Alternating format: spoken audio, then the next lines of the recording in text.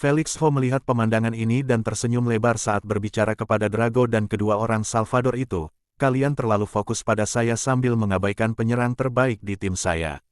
Sebelum mereka dapat memahami kata-katanya, Leo menangkupkan kedua tangannya dan berteriak, gempa bumi sedang. Gemuruh, area penalti bergetar seperti diguncang gempa berkekuatan 5,9 skala Richter. Lapangan mulai retak dan terbelah, melemparkan rumput dan tanah ke udara. Gedebuk, sial, Bamur mengumpat setelah kehilangan keseimbangan dan jatuh berlutut. Kalau dia ingat kalau Leo adalah seorang elementalis tanah dan punya kemampuan ini yang tertanam di garis keturunan manusia 1%-nya, dia pasti sudah mengikat rambutnya dengan tiang logam seperti sebelumnya.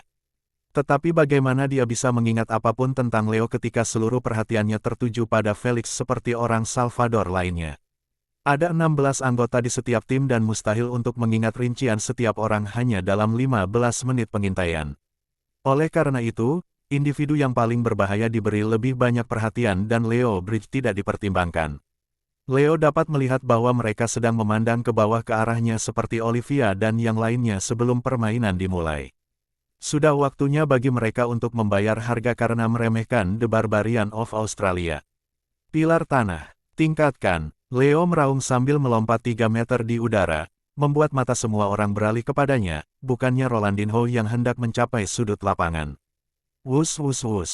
Saat mata mereka tertuju pada Leo, mereka terbelalak kagum setelah melihat pilar-pilar berwarna coklat menjulang di langit seperti tangga, mulai dari pilar setinggi 3 meter hingga pilar terakhir yang tingginya setidaknya 10 meter.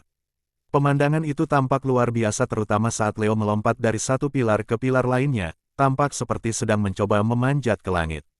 Bola cahaya datang, ledakan. Melihat Leo sudah hampir mencapai sasaran terakhir, Ronaldinho memperlambat lajunya dan menendang bola dengan sisi sepatunya, menyilangkannya dari sisi kanan ke area penalti. Berbeda dengan sebelumnya, bola itu hanya berada 10 meter di udara tetapi melengkung sempurna dari luar ke dalam ke arah Leo, yang berdiri di pilar setinggi 10 meter. Pembungkusan tanah liat. Segera setelah Leo melihat bola itu hendak mencapainya, ia membungkus kedua kakinya dalam material berlumpur yang berasal dari energi buminya. Tanah liat itu langsung menjadi padat, membuat kakinya tampak 3 kali lebih tebal dari sebelumnya. Namun, Leo mengangkat kaki kanannya seolah-olah tidak berbobot apapun dan menendang bola petir yang berputar itu dengan sangat akrab, membuat semua orang tahu bahwa ia telah berlatih pada ketinggian ini ratusan kali. Ledakan. Bola itu tidak menembus penghalang suara, sehingga terlihat oleh Bamur, namun bola itu melesat cepat ke sudut paling kiri tiang gawang, sehingga sangat sulit untuk menangkapnya.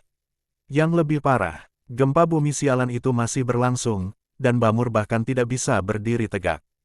Tidak terjadi, suara mendesing. Tidak menyerah begitu saja, Bamur menyentakkan kepalanya ke sisi kiri, mengirimkan rambut birunya yang panjang dan berbentuk seperti kepalan tangan raksasa. SSSTTT, Ark, celakanya, alih-alih bola itu hancur oleh tinjunya, baru akhirnya ikut masuk ke dalam jaring setelah bola petir itu tersangkut di rambutnya dan menariknya juga. Tenaganya lebih kuat daripada yang diantisipasinya dan karena rambutnya tidak dikencangkan oleh tiang logam, tubuhnya hanya bisa mengikuti momentum itu. GOOOAAL. Tyson mengepalkan tangannya ke udara sambil berteriak dengan ekspresi gembira. Para penonton pun ikut bergembira, terutama para penonton Earthlings yang berjingkrak-jingkrak dari tempatnya sambil bersorak kegirangan.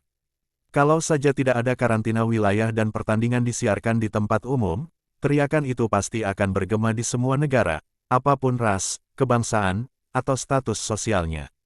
Hahaha, berani meremehkanku. Leo tertawa terbahak-bahak sambil merentangkan tangannya dan menundukkan kepalanya. Dia tampak sangat sombong saat mengatakannya dari ketinggian seperti itu. Turunlah cepat, kau maniak pertempuran bodoh. Alih-alih memberi selamat atas golnya, George malah memarahinya dengan ekspresi ketakutan karena dia melihat pilar-pilar itu hancur karena gempa bumi. Sayang, peringatannya tidak mengubah apapun karena pilar terakhir sudah hampir rampung. Gemuruh, tabrakan, satu retakan terakhir sudah cukup untuk membuat pilar itu terlepas dari dasarnya dan jatuh ke belakang.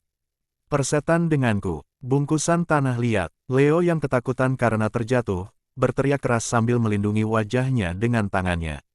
Untungnya, efek kemampuannya hampir seketika karena ia tertutupi sepenuhnya oleh tanah liat, mengubahnya menjadi golem tanah liat.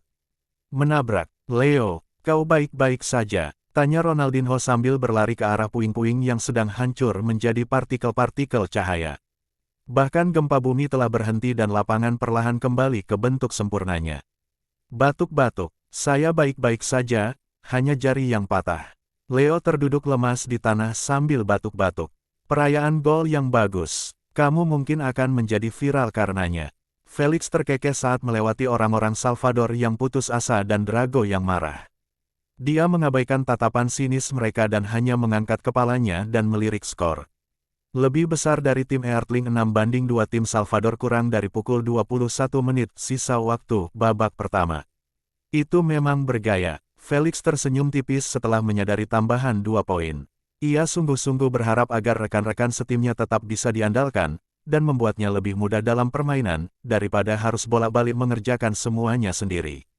Felix tahu bahwa ia mungkin tidak akan memainkan beberapa pertandingan karena suatu keadaan, ini akan menyebabkan timnya bermain tanpa dirinya. Kalau dia terus-menerus bertindak kasar sejak awal dan melakukan segala sesuatunya sendiri tanpa memberi kesempatan kepada timnya untuk berkembang, mereka akan dimakan hidup-hidup jika dia tidak ikut berpartisipasi. Itu akan mengakibatkan tim kehilangan satu tingkatan dan dalam kasus terburuk, kematian beberapa anggota kunci. Dia berencana memainkannya perlahan seperti ini karena dia selalu memiliki tendangan supersonik untuk mencetak gol mudah dan memperoleh poin permainan. Namun mengetahui bahwa hal itu dapat dihentikan terus-menerus, Felix sudah tidak berminat lagi untuk memperpanjang permainan lebih jauh lagi. Saatnya mengerahkan seluruh kemampuanku untuk mengubah wujudku menjadi setengah wujud dan memaksa mereka untuk menyerah. Di seberang lapangan, Bamur menjelaskan secara telepati alasannya tidak mengikat rambutnya dengan tiang logam setelah dia diinterogasi oleh Drago. Saya lebih suka membiarkan rambut saya terurai sehingga saya bisa menangkap bola yang menyilang di udara untuk menghalangi setiap upaya mencetak gol sebelum bola itu mencapai penyerang. Bamur mendecak lidahnya dengan jengkel dan mengirim pesan, bagaimana mungkin saya tahu bahwa dalam kedua situasi itu, bola akan menyilang ke ketinggian yang tidak normal. Baiklah. Tak perlu berkata apa-apa lagi. Drago melambaikan tangannya sambil mengirim pesan, ikat saja dirimu ke tiang selama sisa permainan mulai sekarang. Ditambah lagi, ini salah kita juga. Drago mendesah sambil menatap Ronaldinho dan Leo, kita meminta itu dengan meremehkan mereka dan hanya membuat rencana melawan bajingan itu. Tetapi tidak lagi. Drago meretakkan buku-buku jarinya sambil berjalan kembali ke posisinya seperti anggota tim lainnya. Gol ini datang kepada mereka sebagai kejutan namun juga sebagai panggilan untuk bangun, membuat mereka melihat tim Earthling sebagai tim beranggotakan 12 orang dan bukan hanya berurusan dengan Felix akan membuat mereka memenangkan permainan. Rencana apa? Tanya Hokul. Kita tidak bisa bermain lambat lagi dengan celah ini. Terlalu berisiko. Drago menggaruk tanduk kirinya dan menambahkan, kita hanya bisa menggunakan sinergi cepat lainnya untuk mencetak gol dan berharap Tyson akan memberikannya 2 poin. Yang mana yang harus kita gunakan sekarang? Mirak bertanya, ayo kita gunakan sinergi bayangan. Drago menyeringai, meskipun itu hanya bisa memberi kita 1 gol, itu cukup bagus untuk pembalasan cepat. Orang-orang Salvador menunjukkan persetujuan mereka dengan anggukan kepala kecil. Kemudian, terjadi semacam perombakan dalam formasi saat si rambut coklat cantik dengan kelopak mata gelap bertukar dengan Mirak, sang elementalis tumbuhan. Hal ini mendorong Mirak ke posisi penyerang, sementara gadis berambut coklat menjadi pembela. Felix mengangkat alisnya penasaran setelah melihat hal itu. Dia tahu bahwa gadis berambut coklat itu adalah seorang elementalis bayangan dan memiliki kemampuan aktif puncak Shadow Swap yang memungkinkannya bertukar posisi dengan siapapun yang memiliki bayangannya terhubung dengan bayangannya. Setelah memeriksa rumput secara mendalam dengan penglihatannya yang ditingkatkan, ia berhasil melihat 11 garis yang menghubungkan bayangan orang-orang Salvador dengan gadis berambut coklat itu. Menarik, dialog itu tidak ada di sana sebelumnya. Felix mengusap dagunya sambil menganalisis. Karena 2 hal baru muncul berdasarkan gadis itu, berarti lakon berikutnya akan sangat bergantung padanya. Felix memberitahu rekan satu timnya tentang situasi tersebut dan menciptakan 1 bom hipotensi dan 1 bom asam lainnya di belakangnya. Dia membiarkan mereka melayang seperti itu di luar jangkauan penglihatan orang-orang Salvadria. Ia tersenyum tanpa rasa bersalah saat melihat kedua penyerang bersiap untuk melakukan kick-off. Namun Johnson dan yang lainnya menggigil saat melihat apa yang akan ia lakukan. Beristirahatlah dengan tenang. Johnson mendesah simpati sambil menatap kedua penyerang itu. Saat wasit meniup peluit, Felix berbalik, meraih kedua bom, dan melemparkannya ke arah penyerang yang baru saja menerima bola. Kembung-kembung. Seluruh rangkaian kejadian itu terjadi dalam waktu kurang dari 0,1 detik, membuat sang penyerang menyemprotkan bom asam langsung ke wajahnya sementara obat penenang hipotensi mendarat di dadanya. ARGH. Seketika sang penyerang menjerit kesakitan karena rasa sakit karena wajahnya meleleh, matanya berputar di belakang kepalanya saat ia jatuh ke tanah. Dia langsung pingsan setelah menghirup kabut merah berdarah akibat teriakannya. Drago dan seluruh anggota timnya hanya terus menatap dengan ekspresi tertegun ke arah rekan setimnya yang terkorosi tak bergerak. Ukuran, bulu kuduk mereka meremang setelah telinga mereka mendengar suara daging yang terkikis. Namun, tidak seorang pun berani bersuara karena seluruh pemandangan itu terlalu mengerikan. Kalian sendiri yang menanggung akibatnya, kata Felix acuh tak acuh sambil berjalan perlahan ke arah mereka sambil memegang bom hijau asam di tangan kanannya dan bom merah darah di tangan kirinya. Kau tidak akan memegang bola itu? Tanya Felix hangat sambil mengarahkan bom asamnya ke bola yang tergeletak damai di samping tubuh yang tak bergerak itu. Bagaimana mungkin aku bisa memukulmu kalau kamu tidak menyentuhnya? Lupakan orang-orang Salvador. Bahkan rekan-rekan setim Felix takut mendekati bola karena pemandangan perubahan wujud Felix yang seperti ular ditambah bom-bom di tangannya terlalu menakutkan. Felix akhirnya melepaskan sifat beracunnya dan berhenti bermain bola dengan orang-orang Salvador. Sekarang, matanya hanya terfokus untuk mengakhiri permainan di babak pertama dengan cara apapun yang mungkin.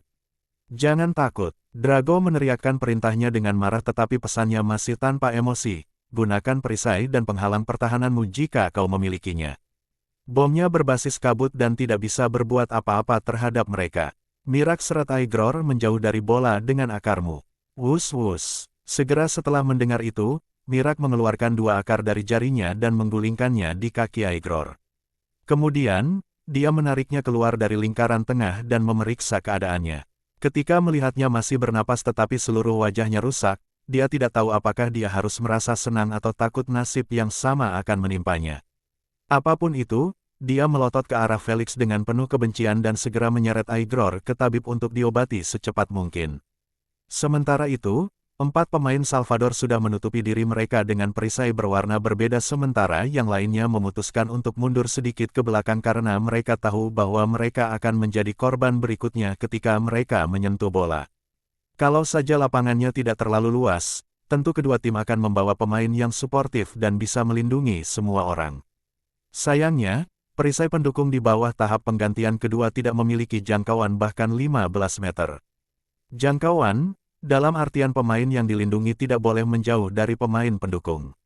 Jika tidak, pemain tersebut akan menghilang. Dalam permainan ini, yang mana pemainnya dituntut untuk terus bergerak dan sebagian besar terpisah satu sama lain, memperkuat perisai tidak akan ada gunanya selain memancing mereka dan membuat mereka terbunuh setelah perisai menghilang tiba-tiba karena meninggalkan jangkauan yang sempit. Jika buffer hanya memilih satu pemain untuk selalu diikuti, itu artinya membuang-buang tempat tim. Kalau tidak demikian, Lena atau pemain pengganti lainnya pasti sudah terpilih masuk tim utama. Jadi penangkal utama racun Felix bahkan tidak ada dalam game ini. Suara mendesing. Ketika melihat hanya Drago yang berdiri agak dekat dengan lingkaran tengah dengan baju besinya yang meleleh, Felix berlari ke arah bola yang tertinggal di tempatnya. Ground Flare. Drago meraung marah sambil menghantamkan kedua telapak tangannya ke tanah setelah melihat Felix telah bergerak. Gemuruh. Dum. Lingkaran pusat bergetar selama sepersekian detik sebelum area di sekitar bola meledak, menyebarkan bilah-bilah rumput patah dan tanah coklat kemana-mana, diikuti oleh hujan lava kecil. Sementara itu, bola tersebut telah terlontar ke udara, membuat semua orang mengangkat kepala dan fokus padanya. Mengesankan, Felix memuji kecepatan berpikir Drago sambil menjauh dari tetesan lava yang berpotensi membakar rambutnya jika mendarat di atasnya. Wus-wus, Hokul dan Sylvia sama-sama berlari ke langit, ingin merebut bola yang belum berhenti melambung dengan kencang. Gedebuk, pada akhirnya, bola itu mencapai langit-langit dan bertabrakan dengan papan skor. Melihat benda itu jatuh sementara Hokul dan Sylvia masih jauh, semua orang di tanah mengaktifkan kemampuan mereka untuk bersiap menerimanya. Tim Earthling memiliki keuntungan besar dalam hal jumlah dan kekuatan berkat Kapten Felix. Tyson menyampaikan pendapatnya setelah menyadari bahwa hanya 4 orang Salvador yang berusaha merebut bola, tidak seperti Eertling yang memiliki 6 orang. Tentu saja para pembela tidak dihitung karena mereka berada lebih jauh dari lingkaran tengah. Serahkan saja padaku, teman-teman, kata Felix sambil menekuk lututnya yang bersisik hijau, bagaikan seekor katak yang siap menerkam daun. 80 meter, 60 meter, 30 meter. Sejauh ini belum ada yang bergerak karena jaraknya masih terlalu tinggi bahkan untuk Felix. Lagi pula, ia tidak memiliki momentum yang sama untuk memanfaatkan teknik tile spring. 20 meter, 10 meter. Kirimkan itu, teriak Drago sambil menembakkan sinar lava dari gunung berapi kecil yang berada di antara kedua lengannya. Ketiga rekan setimnya mengikuti jejaknya dan menggunakan kemampuan jarak jauh terkuat mereka untuk menangkap bola. Mereka tidak tahu apa yang Drago tuju dengan melakukan itu, tetapi mereka tidak mempertanyakan perintahnya. Melihat hal itu, Felix memutuskan untuk berhenti melompat karena bola akan tetap berada dalam kepemilikannya. Bam! Bolanya kena batu, teriak Tyson sambil memperbesar kamera, menunjukkan arah bola setelah dihantam oleh elementalis tanah lemparan batu asteris. Seperti yang diduga, bola itu akhirnya jatuh di sisi kanan di samping William, sang maestro dari Inggris. Bola itu memantul 2 kali dan terhenti oleh gelombang suara William. Setelah mendapatkannya, ia memberikannya kepada Johnson yang langsung mengirimkannya kepada Felix. Saat benda itu sampai padanya, Drago dan timnya telah memasuki formasi pertahanan 1-6-4 sementara Bamur telah mulai memanjangkan rambutnya untuk membentuk telapak tangan 5 raksasa itu. Mirak telah bergabung dengan para pembela setelah mengangkut Aigror untuk disembuhkan. Saat ini, dia sedang mendirikan pohon seperti Sakura yang sama di depan tiang gawang, ingin memperlambat tendangan supersonik Felix seperti yang mereka lakukan sebelumnya. Permainan cerdas Drago untuk mengarahkan bola menjauh sehingga mereka punya cukup waktu untuk mengatur ulang formasi setelah serangan mendadak Felix. Kata Tyson, mereka benar-benar tidak menyangka bahwa ia mampu beralih ke induksi asam. Dari nadanya, jelas bahwa dia sudah tahu tentang garis keturunan Felix tingkat 1 yang legendaris dan kemampuan untuk beralih di antara bujukan.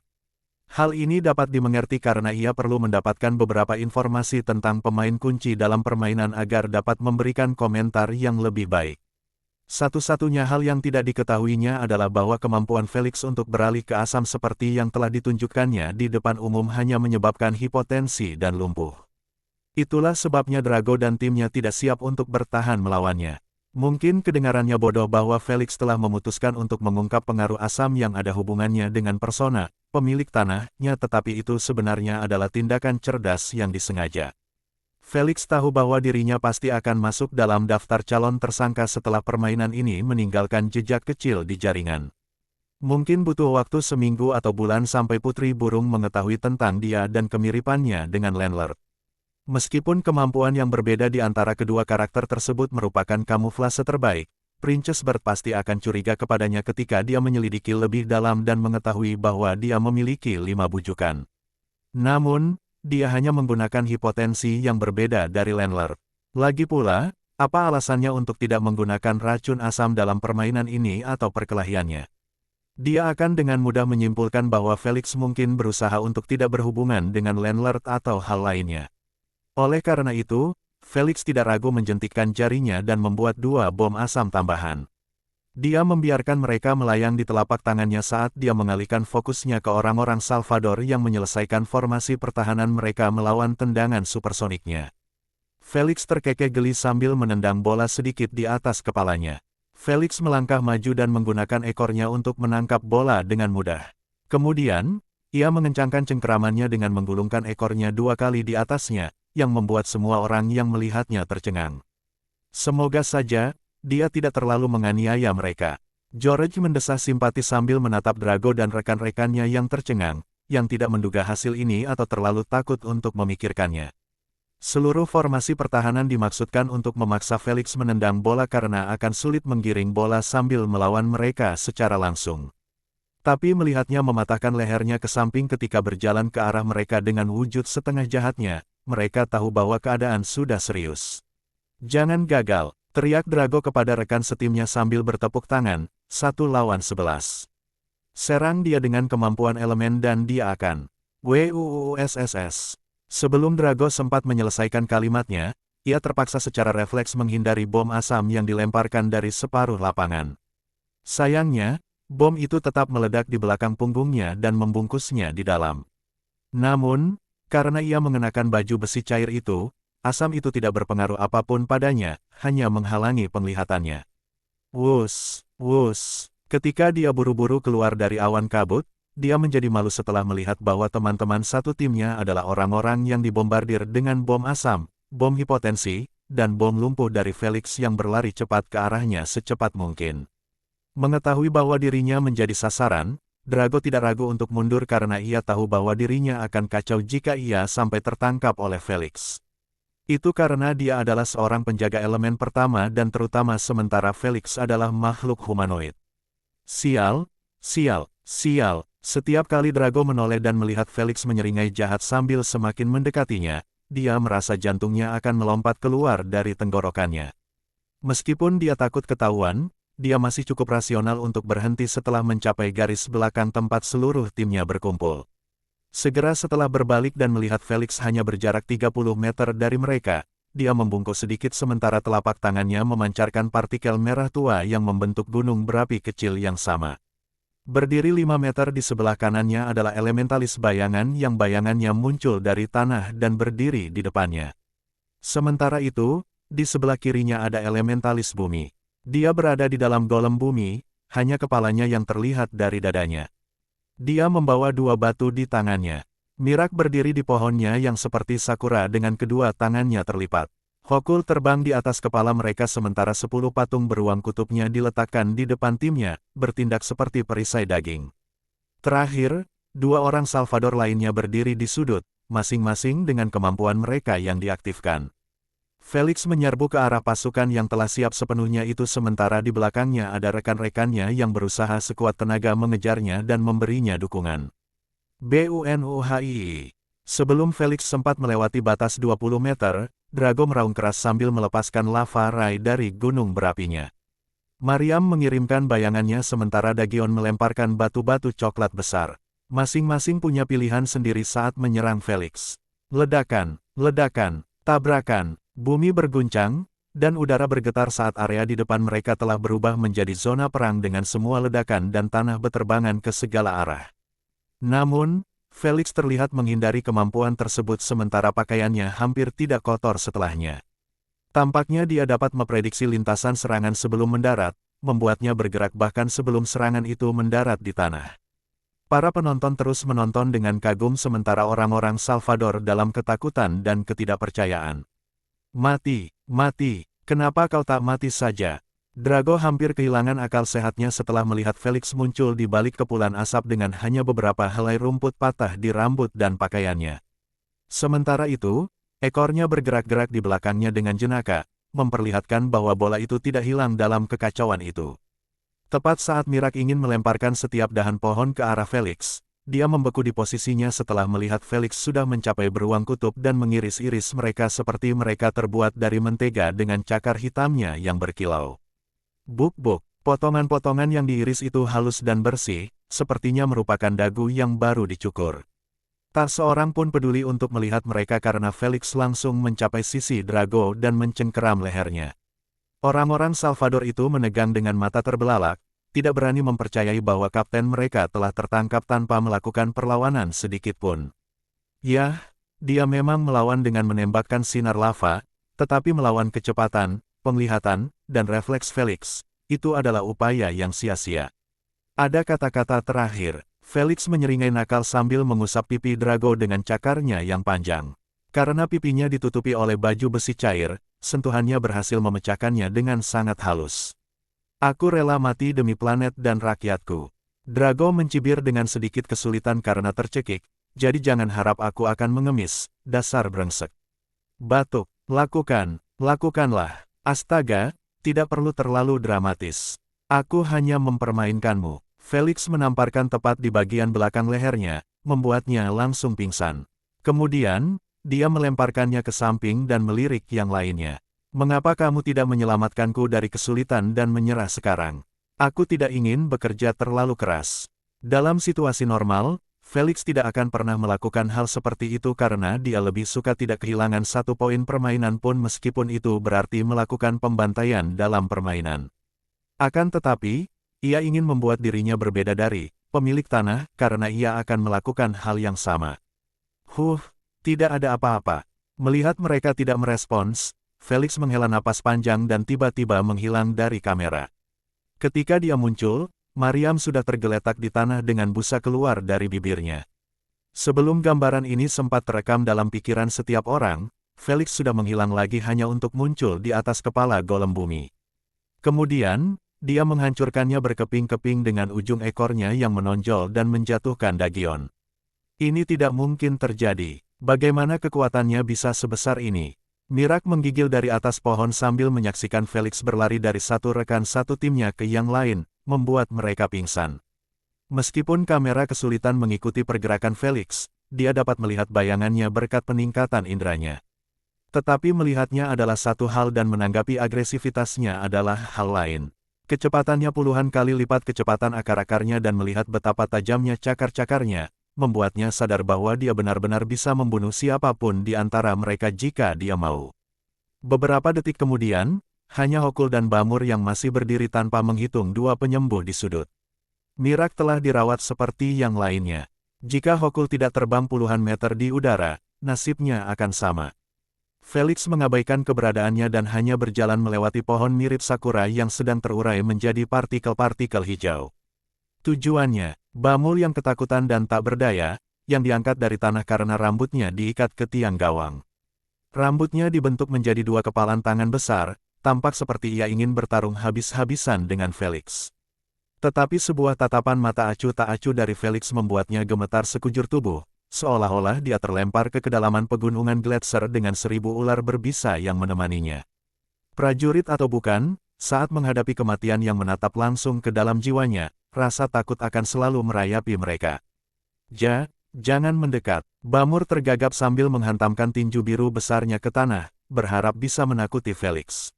Wuih, sayang, Felix bahkan tidak mau menanggapinya karena ia hanya mengibaskan ekornya ke samping dan melemparkan bola tepat ke wajah Bamur. Jaraknya terlalu dekat bagi Felix untuk melewatkan sasaran empuk tersebut. Namun dia tidak mengerahkan seluruh tenaganya, dia hanya mematahkan hidung Bamul, membuat Bamul mencengkeramnya erat-erat sementara darah mengalir di dagunya. Sementara itu, bola memantul kembali ke Felix dan dia menendangnya ke kanan di sudut kiri gawang. Haha, akhirnya aku berhasil. Felix yang gembira dengan bidikannya, merayakannya dengan tertawa terbahak-bahak sambil berjalan kembali melewati orang-orang Salvador yang pingsan. Hanya suara tawanya dan erangan Bamur yang bergema di lapangan saat pemain Salvador lainnya pingsan sementara rekan-rekan Felix terdiam karena kegembiraannya mencetak gol tendangan sudut dalam situasi yang kacau balau. Sementara itu, Tyson dan para penonton tidak tahu harus berkata apa atau bereaksi apa. Mereka hanya berharap pertandingan akan berakhir dengan cara yang sangat mengejutkan. Bahkan penduduk bumi dan anggota organisasi Gamma merasa sulit untuk bereaksi karena tidak seorang pun menduga bahwa Felix akan membawa bola dengan ekornya dan berhadapan dengan seluruh tim sebelum mencetak gol. Intip-intip, wasit bersiul setia seakan-akan tidak terjadi apa-apa dengan pemandangan 8 pemain tergeletak di tanah tanpa sadar. Baru setelah mendengar peluit berbunyi, para penonton tersadar dari pingsannya dan mulai bersorak-sorai dengan pipi merona merah dan tangan terangkat di atas kepala. Ini tidak adil. Beraninya kau memasang peluang taruhan yang sama untuk kedua tim saat Kapten Earthling bisa melakukan stream roll pada semua orang. Kembalikan 1000 SC-ku. Saya juga ingin uang saya kembali. Permainan ini seharusnya tidak dimainkan. Sementara itu, para pemirsa asal El Salvador dan mereka yang bertarung melawan tim bumi tidak bersenang-senang sama sekali. Lagi pula, semua orang bisa melihat bahwa permainan itu sudah hancur dan tidak ada jalan untuk bangkit kembali. Felix Maxwell baru saja berhenti peduli dan menyerang orang-orang Salvador dengan seluruh kekuatannya. Sementara Tyson berteriak dengan penuh semangat, pikirannya benar-benar berbeda. Sialan, pertarungan ini terlalu tidak seimbang dengan dorongan semi-morphingnya yang rusak. Aku perlu mencari tahu seberapa besar pengaruhnya. Saat Tyson mempersiapkan pertanyaannya untuk wawancara setelah pertandingan, Ralphol dan 3 pemain pengganti asal Salvador duduk diam di bangku cadangan. Mereka menatap rekan satu tim mereka yang pingsan yang dibawa ke kubah sudut oleh Hokul dan Bamur untuk menerima perawatan. Tuan, apa yang harus kami lakukan? Seorang pria berkulit coklat dengan wajah bertato bertanya dengan lembut. Tuan Ralphol mengedipkan matanya tanpa bersuara untuk menjawab. Dia tampak tidak terpengaruh oleh situasi tersebut tetapi tangannya yang terkepal dan menggenggam lututnya adalah tanda yang jelas dari kebalikannya. Tepat saat pemain pengganti ingin mengusulkan untuk mengganti beberapa rekan setim yang pingsan untuk menendang bola, Ralphol menarik napas dalam-dalam dengan mata terpejam dan berkata dengan nada tertahan, kami menyerah. Tapi Tuan, diam, bentak Tuan Ralphol, aku tidak tahu tentangmu, tapi aku tidak akan membiarkan tim utama planet kita dibantai dalam pertandingan pertamanya. Para pemain pengganti menggigit bibir mereka setelah mendengar itu. Mereka langsung terdiam. Mereka tahu bahwa permainan itu akan berakhir saat Felix menunjukkan kepada mereka bahwa ia mampu membunuh semua anggota tim yang menonjol sendirian. Namun, menyerah begitu saja di permainan pertama memang meninggalkan rasa tidak enak di hati mereka. Kapten Earthling cukup berbelas kasih memberi kami kesempatan untuk menyerah selagi kami masih bisa. Tuan Ralphol mendesah sambil berdiri. Saya tidak ragu sedetik pun bahwa dia tidak akan melakukannya lagi jika kami memutuskan untuk melanjutkan permainan. Segera setelah berkata demikian, Tuan Ralphol menguatkan hatinya dan meminta kepada Ratu, tolong, kami ingin menyerahkan permainan ini. Berdasarkan aturan PSG, saya akan meneruskan permintaan Anda kepada Hakim Tyson, jawab Ratu. Tuan Ralphol menganggukkan kepalanya dan terdiam. Sementara itu, komentar Tyson yang bersemangat tentang kekuatan Felix disela oleh pesan Ratu. Itu sudah bisa diduga. Suasana hatinya menjadi buruk setelah mendengar permintaan menyerah dari orang Salvador itu. Meski dia tahu kemungkinan besar mereka akan menyerah, dia tetap berharap dalam hatinya agar permainan itu terus berlanjut meski itu berarti Felix akan membantai mereka. Dia tidak peduli dengan kesejahteraan mereka tetapi lebih peduli dengan komisi yang akan diperolehnya dari permainan itu. Karena berakhir di tengah jalan, ia akan kehilangan uang yang cukup banyak. Sayangnya, ia tidak dapat menolak penyerahan tersebut karena itu wajar dan sesuai dengan aturan yang ditetapkan PSG. Sebagai juri, ia terikat oleh aturan seperti orang lain. Oleh karena itu, ia hanya menghela napas sambil memberitahu para penonton, tim Salvador telah memutuskan untuk menyerah. Selamat untuk tim Earthling atas kemenangan pertama mereka. BUUUU. Orang yang menyerah. Dasar bajingan, aku bertaruh padamu. Yah, itu adalah permainan yang menyenangkan selagi masih berlangsung. Sayangnya, tingkat kekuatannya terlalu tidak seimbang. Benar, kemampuan Kapten Semi-Morphing milik Earthling benar-benar rusak. Saya harap dia membicarakannya selama wawancara. Hahaha, memenangkan game pertama dengan jarak sebesar itu. Pendudukan bumi untuk kemenangan. Tanggapan terhadap pernyataan Tyson berbeda-beda di sekitar stadion dan di streaming karena sebagian besar penonton alami tidak menyukai bunyinya sama sekali. Lagi pula, mereka membayar tiket untuk menonton seluruh pertandingan. Kalau saja tiketnya tidak semurah tanah dan tidak ada orang-orang Salvador yang pingsan, kerusuhan pasti sudah terjadi. Persoalan-persoalan yang bermasalah itu adalah mengapa opsi penyerahan hanya digunakan setelah pemeriksaan menyeluruh oleh hakim. Jika tidak demikian, tim manapun bisa saja menyerah begitu saja saat pertandingan dimulai dan para penonton akan terpaksa menyaksikan stadion kosong. Di sisi lain, baik penonton bumi maupun penonton Salvador bersukacita atas berakhirnya permainan lebih awal. Meski begitu, para pemirsa di El Salvador merasa lega setelah melihat seluruh tim utama mereka masih utuh kecuali pemain pertama yang tewas. Mereka tidak terbelakang untuk berharap tim mereka dapat melanjutkan permainan setelah melihat akhir mereka melawan Felix. Di mata mereka, kekalahan itu mungkin mengecewakan tetapi mereka masih memiliki lebih banyak pertandingan untuk dimenangkan dan mereka yakin pada kekuatan tim mereka untuk melakukannya. Haha, punya Felix di tim ini benar-benar berkah. Tuan Rodriguez tertawa puas saat melihat Felix menepuk kepala Olivia, tetapi tangannya ditepis oleh Sofia dan Hina. Kita memang beruntung. Presiden AS itu setuju sambil tersenyum lebar sambil duduk di kursi kayu di dalam ruang konferensi yang luas. Tampaknya itu adalah replika persis aula sidang umum Perserikatan Bangsa-Bangsa. Tentu saja, presiden dan kepala negara lain juga duduk di sana. Kebanyakan dari mereka berkumpul di sini karena rapat ini diadakan di ruangan UVR milik seorang anggota staf dewan. Pekerjaan anggota staf ini tidak lain adalah membuat ruangan overnya dapat diakses oleh para pemimpin 24/7 saat dia tidak memiliki akses ke ruangan itu atau apa yang sedang dibicarakan di dalamnya. Dengan kekuatan kontrak itu mudah dilakukan. Begitu saja, Dewan memiliki ruang UVR untuk pertemuan mereka, membuatnya 100 kali lebih baik untuk berkumpul dan berdiskusi tanpa meninggalkan negara mereka. Tak lama kemudian, obrolan itu mereda setelah melihat di layar holografik raksasa bahwa Felix sedang diwawancarai oleh Tyson. Setelah saling memuji tanpa arti, Tyson langsung beralih ke pokok bahasan. Kapten Felix, bisakah kau berbagi dengan kami beberapa informasi tentang garis keturunan tingkat 1 milikmu? Tanyanya bersemangat. Baiklah, aku hanya bisa bicara tentang kemampuannya. Felix membuka pembicaraan, apa yang kau inginkan? Tentu saja, tentang kemampuanmu untuk berubah menjadi setengah. Tyson mendekatkan mikrofon ke Felix dan bertanya, apakah kamu bisa tahu seberapa besar peningkatan yang kamu terima darinya? 50% dari kekuatanku. Ini bukan peningkatan terbaik, tetapi cukup bagus jika dikombinasikan dengan kekuatan super pasif dan peningkatan etsa legendarisku. Felix berbohong dengan wajah serius. Kenyataannya, kemampuan semi-morphing memberikan peningkatan 100% pada semua status Felix.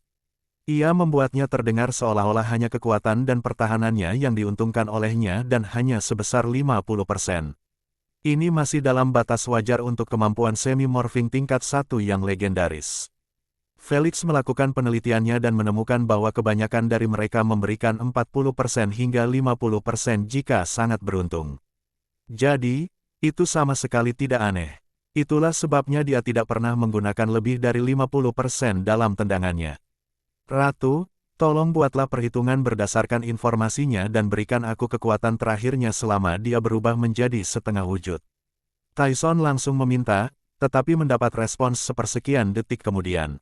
Selama semi-morphing, kekuatannya bisa mencapai 3.900 BF. 3.900. Mata Tyson sedikit melebar, itu hampir mencapai puncak Bloodliner tahap kedua.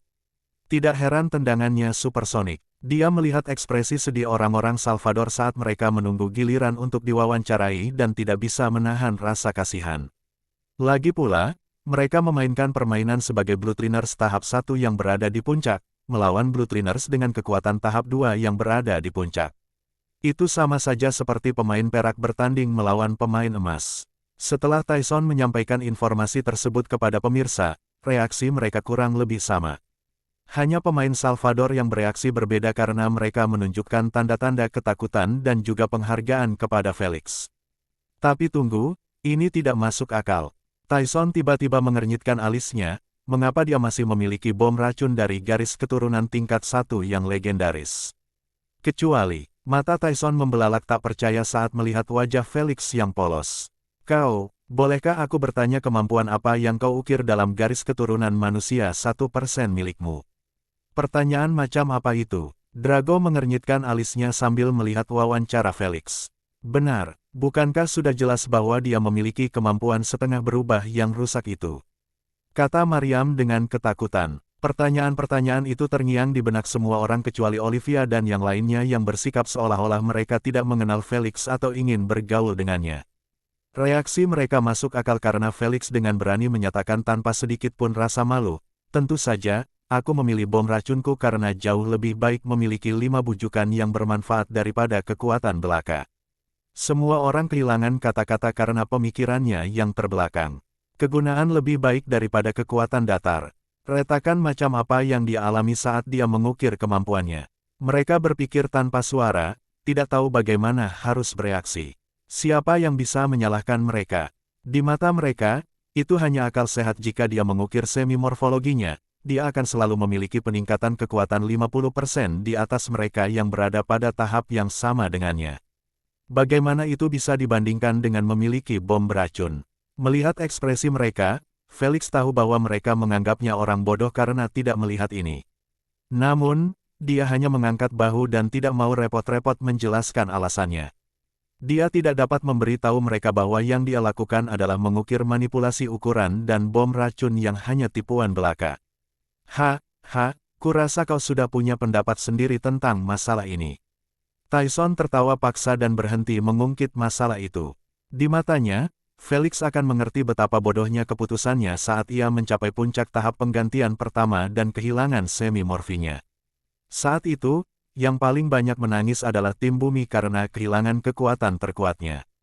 Organisasi ESG, Dewan, bahkan rekan satu timnya tahu bahwa keputusan Felix buruk, tetapi tidak ada seorang pun yang berani mengungkap masalah itu karena itu adalah jalur garis keturunan Felix dan dia bebas mengacaukannya sesuai keinginannya. Meski begitu, kejadian kecil ini tidak membuat suasana di aula pertemuan menjadi buruk. Para presiden telah mengalihkan topik pembicaraan ke masalah yang membuat mereka tidak bisa tidur selama 4 bulan terakhir. Penghancuran organisasi Gamma. Dengan kemenangan tim tersebut, mereka telah memperoleh keinginan yang mereka butuhkan untuk memulai rencana yang mereka buat untuk menghancurkannya. Kita tunggu saja kapten tim bergabung dengan kita. Presiden AS menghentikan diskusi tepat saat akan dimulai.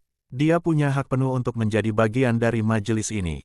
Dia tersenyum lebar, bagaimanapun, dia juga punya hak suara dalam pengambilan keputusan. Sidang menjadi hening selama beberapa detik setelah diingatkan tentang suara Felix. Meskipun sebagian besar tidak menunjukkan banyak reaksi, beberapa kepala negara menunjukkan tanda-tanda ketidaksenangan yang samar. Bukan karena Felix punya hak pilih, tetapi karena dia dari AS dan mereka sudah memperoleh 10 suara di atas 99% negara lainnya. Mereka dapat melihat senyum sinis Presiden AS saat membayangkan memiliki 11 suara di pihaknya. Akan tetapi, merasa tidak senang atau tidak, tak seorang pun berani untuk tidak setuju dengan gagasan tersebut setelah melihat bagaimana Felix seorang diri memaksakan permainan tersebut hingga berakhir lebih awal. Haruskah kita panggil semua orang untuk beristirahat malam ini agar dia bisa beristirahat dengan baik? Usul Jacob dengan niat baik terhadap Felix. Jika saja waktunya lain, saya pasti akan setuju. Tuan Rodriguez menggelengkan kepalanya dan berkata, tapi kita tidak bisa membuang-buang waktu jika kekacauan belum teratasi dan orang-orang masih bersembunyi di rumah mereka.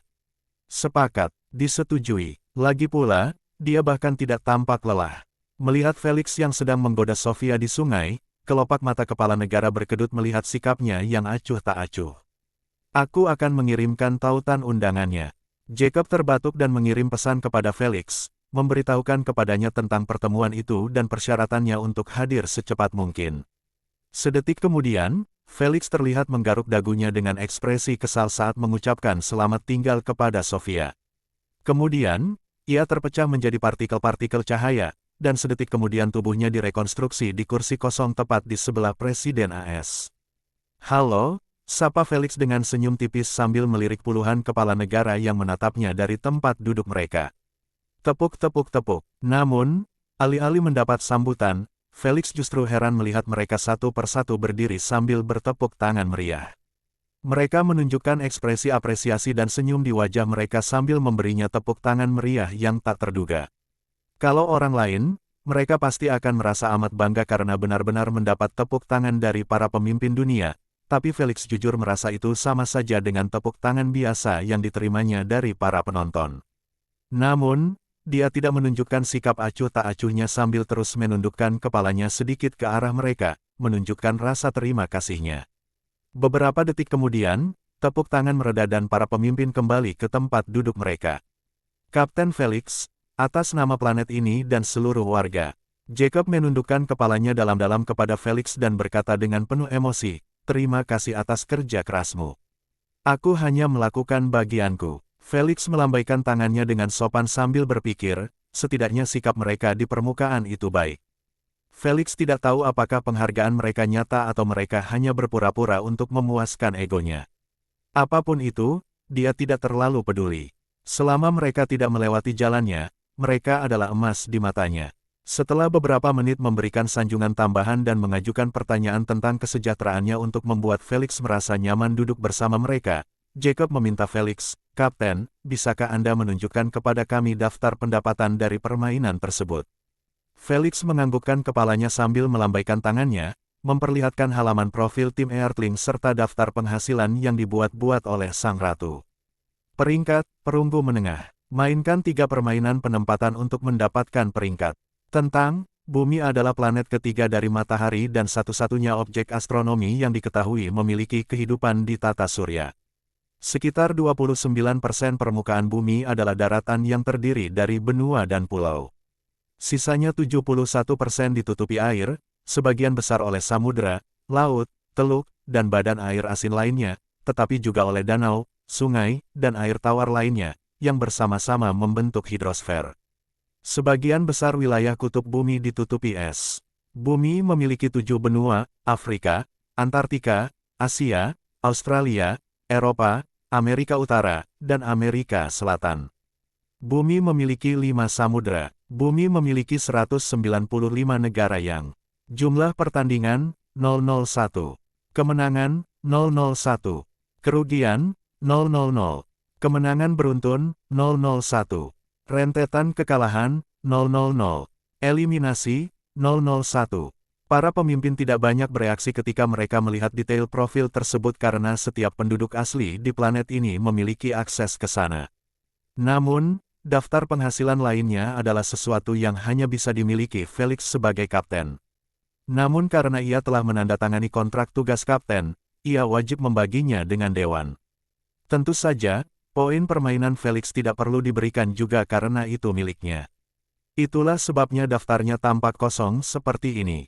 Keinginan kemenangan. SC total pendapatan streaming 0,01% dari poin permainan, 1% dari popularitas, 10% dari kemenangan, 2 miliar SC. Namun, di mata para pemimpin, daftar itu dipenuhi dengan koin setelah mereka melihat bahwa mereka telah memperoleh 2 miliar dari 1 kemenangan. Mereka selalu tahu bahwa permainan itu sangat menguntungkan, tetapi melihat penghasilannya dengan mata kepala sendiri tetap saja mengejutkan. Terutama ketika mereka tahu bahwa seluruh data planet dari awal waktu hingga sekarang hampir tidak melampaui jumlah itu. Bagus, bagus, bagus. Tuan Rodriguez tertawa dengan ekspresi gembira sambil menatap tajam ke arah pendapatannya. Setidaknya reaksinya jujur karena Felix telah memperhatikan dengan penglihatannya yang lebih baik bahwa sebagian besar pemimpin menunjukkan tanda-tanda halus dari keserakahan dan keinginan. Akan tetapi, ia tidak peduli dengan reaksi mereka karena mereka tidak akan mendapat 1 koin pun dari penghasilan tersebut kecuali mereka ingin diungkap oleh ratu berdasarkan kontrak anti penjara. Jadi, mereka bisa saja bernafsu menginginkan koin-koin itu semaunya, tapi itu tidak akan terjadi. Kapten Felix, apakah Anda sudah membagi 3% untuk tim? Tanya Jacob. Belum. Felix melambaikan jarinya dan 2 miliar itu berkurang menjadi 1,4 miliar SC, mengurangi 600 juta SC untuk anggota tim, yang mempertaruhkan nyawa mereka untuk memainkan permainan itu. Setelah melihat 30% hilang begitu saja, tidak banyak kepala negara yang senang karenanya. Lagi pula, mereka tidak menerima sepeser pun sementara anggota tim memiliki 600 juta SC yang harus dibagi sendiri berdasarkan kontribusi mereka. Mengetahui bahwa Felix telah mengerjakan sedikitnya 60% pekerjaan dalam tim, dia akan mendapatkan 360 juta untuk dirinya sendiri. Jadi wajar saja kalau para pemimpin yang memang selalu ada di puncak piramida, bereaksi seperti itu. Sayang sekali, tidak mungkin mereka tetap bungkam mengenai hal itu meski 3% yang diberikan kepada tim sudah mereka tulis dalam kontrak.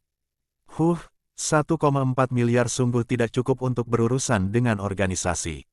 Seorang presiden mengeluh keras. Memang, kita perlu membeli pesawat antariksa, material, dan merekrut tenaga kerja non-pribumi profesional untuk membangun menara pengawasan di bulan. Yang lain mendukung. Jika kita ingin menyelesaikannya dengan cepat, kita perlu mengeluarkan biaya lebih banyak lagi untuk menambah tenaga kerja. Seorang presiden perempuan tersenyum pahit. Bahkan jika kita menghabisinya dan menemukan organisasi Gamma, aku ragu pasukan dan senjata kita dapat melakukan apapun terhadap pesawat luar angkasa mereka. Benar. Ini berarti kita membutuhkan ratusan juta lagi untuk mendapatkan senjata yang bagus untuk menghancurkan mereka atau setidaknya mengusir mereka dan memaksa mereka memilih planet lain untuk dimanfaatkan. Ketika presiden demi presiden terus meratap dengan keras, Felix tertawa terbahak-bahak dalam hatinya bersama Asna. Tetapi di luar, dia masih memiliki senyum tipis di wajahnya, tampak seperti pembicaraan mereka tidak ada hubungannya dengan dia. Haha. Mereka mencoba membuatmu merasa bersalah agar menyumbangkan sebagian uangmu. Asna terkekeh sambil menutup mulutnya. Peluang mereka untuk merampokmu lebih besar daripada menggunakan strategi ini pada orang yang tidak punya perasaan sepertimu. Yah, usaha mereka tidak ada gunanya terhadapku, tetapi pasti akan berhasil terhadap Olivia dan orang-orang lemah lainnya. Jangan biarkan kentut tak berguna itu merampok oli kecilku. Gerutu Asna dengan geram. Bukan aku yang memberinya koin, tapi ratu. Felix mengangkat bahu dalam hati, lagi pula, aku bukan pengasuhnya. Dia punya orang tua sendiri yang bisa menasihatinya tentang apa yang harus dilakukan dengan koin-koinnya. Brengsek, kau bisa mati lajang kalau terus-terusan bertingkah seperti ini. Asna mengumpat, aku tidak keberatan, kehidupan lajangku selama ini baik bagiku. Felix menyeringai tipis. Sementara Felix dan Asna hidup dalam dunia mereka sendiri, para presiden akhirnya berhenti mengeluh tentang kesulitan mereka setelah menyadari bahwa Felix tidak bergerak seperti batu. Tidak ada satupun emosi yang tampak di wajahnya dan mereka bertanya-tanya apakah dia peduli dengan kemalangan planet ini. Apapun itu, tidak ada seorang pun yang berani membuatnya kesal dengan meminta secara pribadi agar menyumbangkan sebagian uangnya. Sudah sejelas kristal bahwa dia tidak berminat melakukan hal itu dan para pemimpin itu tidak segan-segan menempatkannya dalam posisi itu di depan umum, kalau tidak dia akan mengarahkan perhatiannya kepada mereka di kemudian hari. Tak seorang pun dari mereka yang lupa bahwa Felix adalah bloodliner terkuat di planet ini dan dia dapat dengan mudah membunuh mereka di rumah mereka sendiri tanpa menyalakan alarm. Oleh karena itu, mereka tidak punya niat untuk mempertaruhkan nyawa mereka padanya. Seperti kecerdasan dasar dan naluri bertahan hidup yang dibutuhkan untuk menjadi seorang pemimpin negara dan tetap menjadi pemimpin selama masa jabatannya.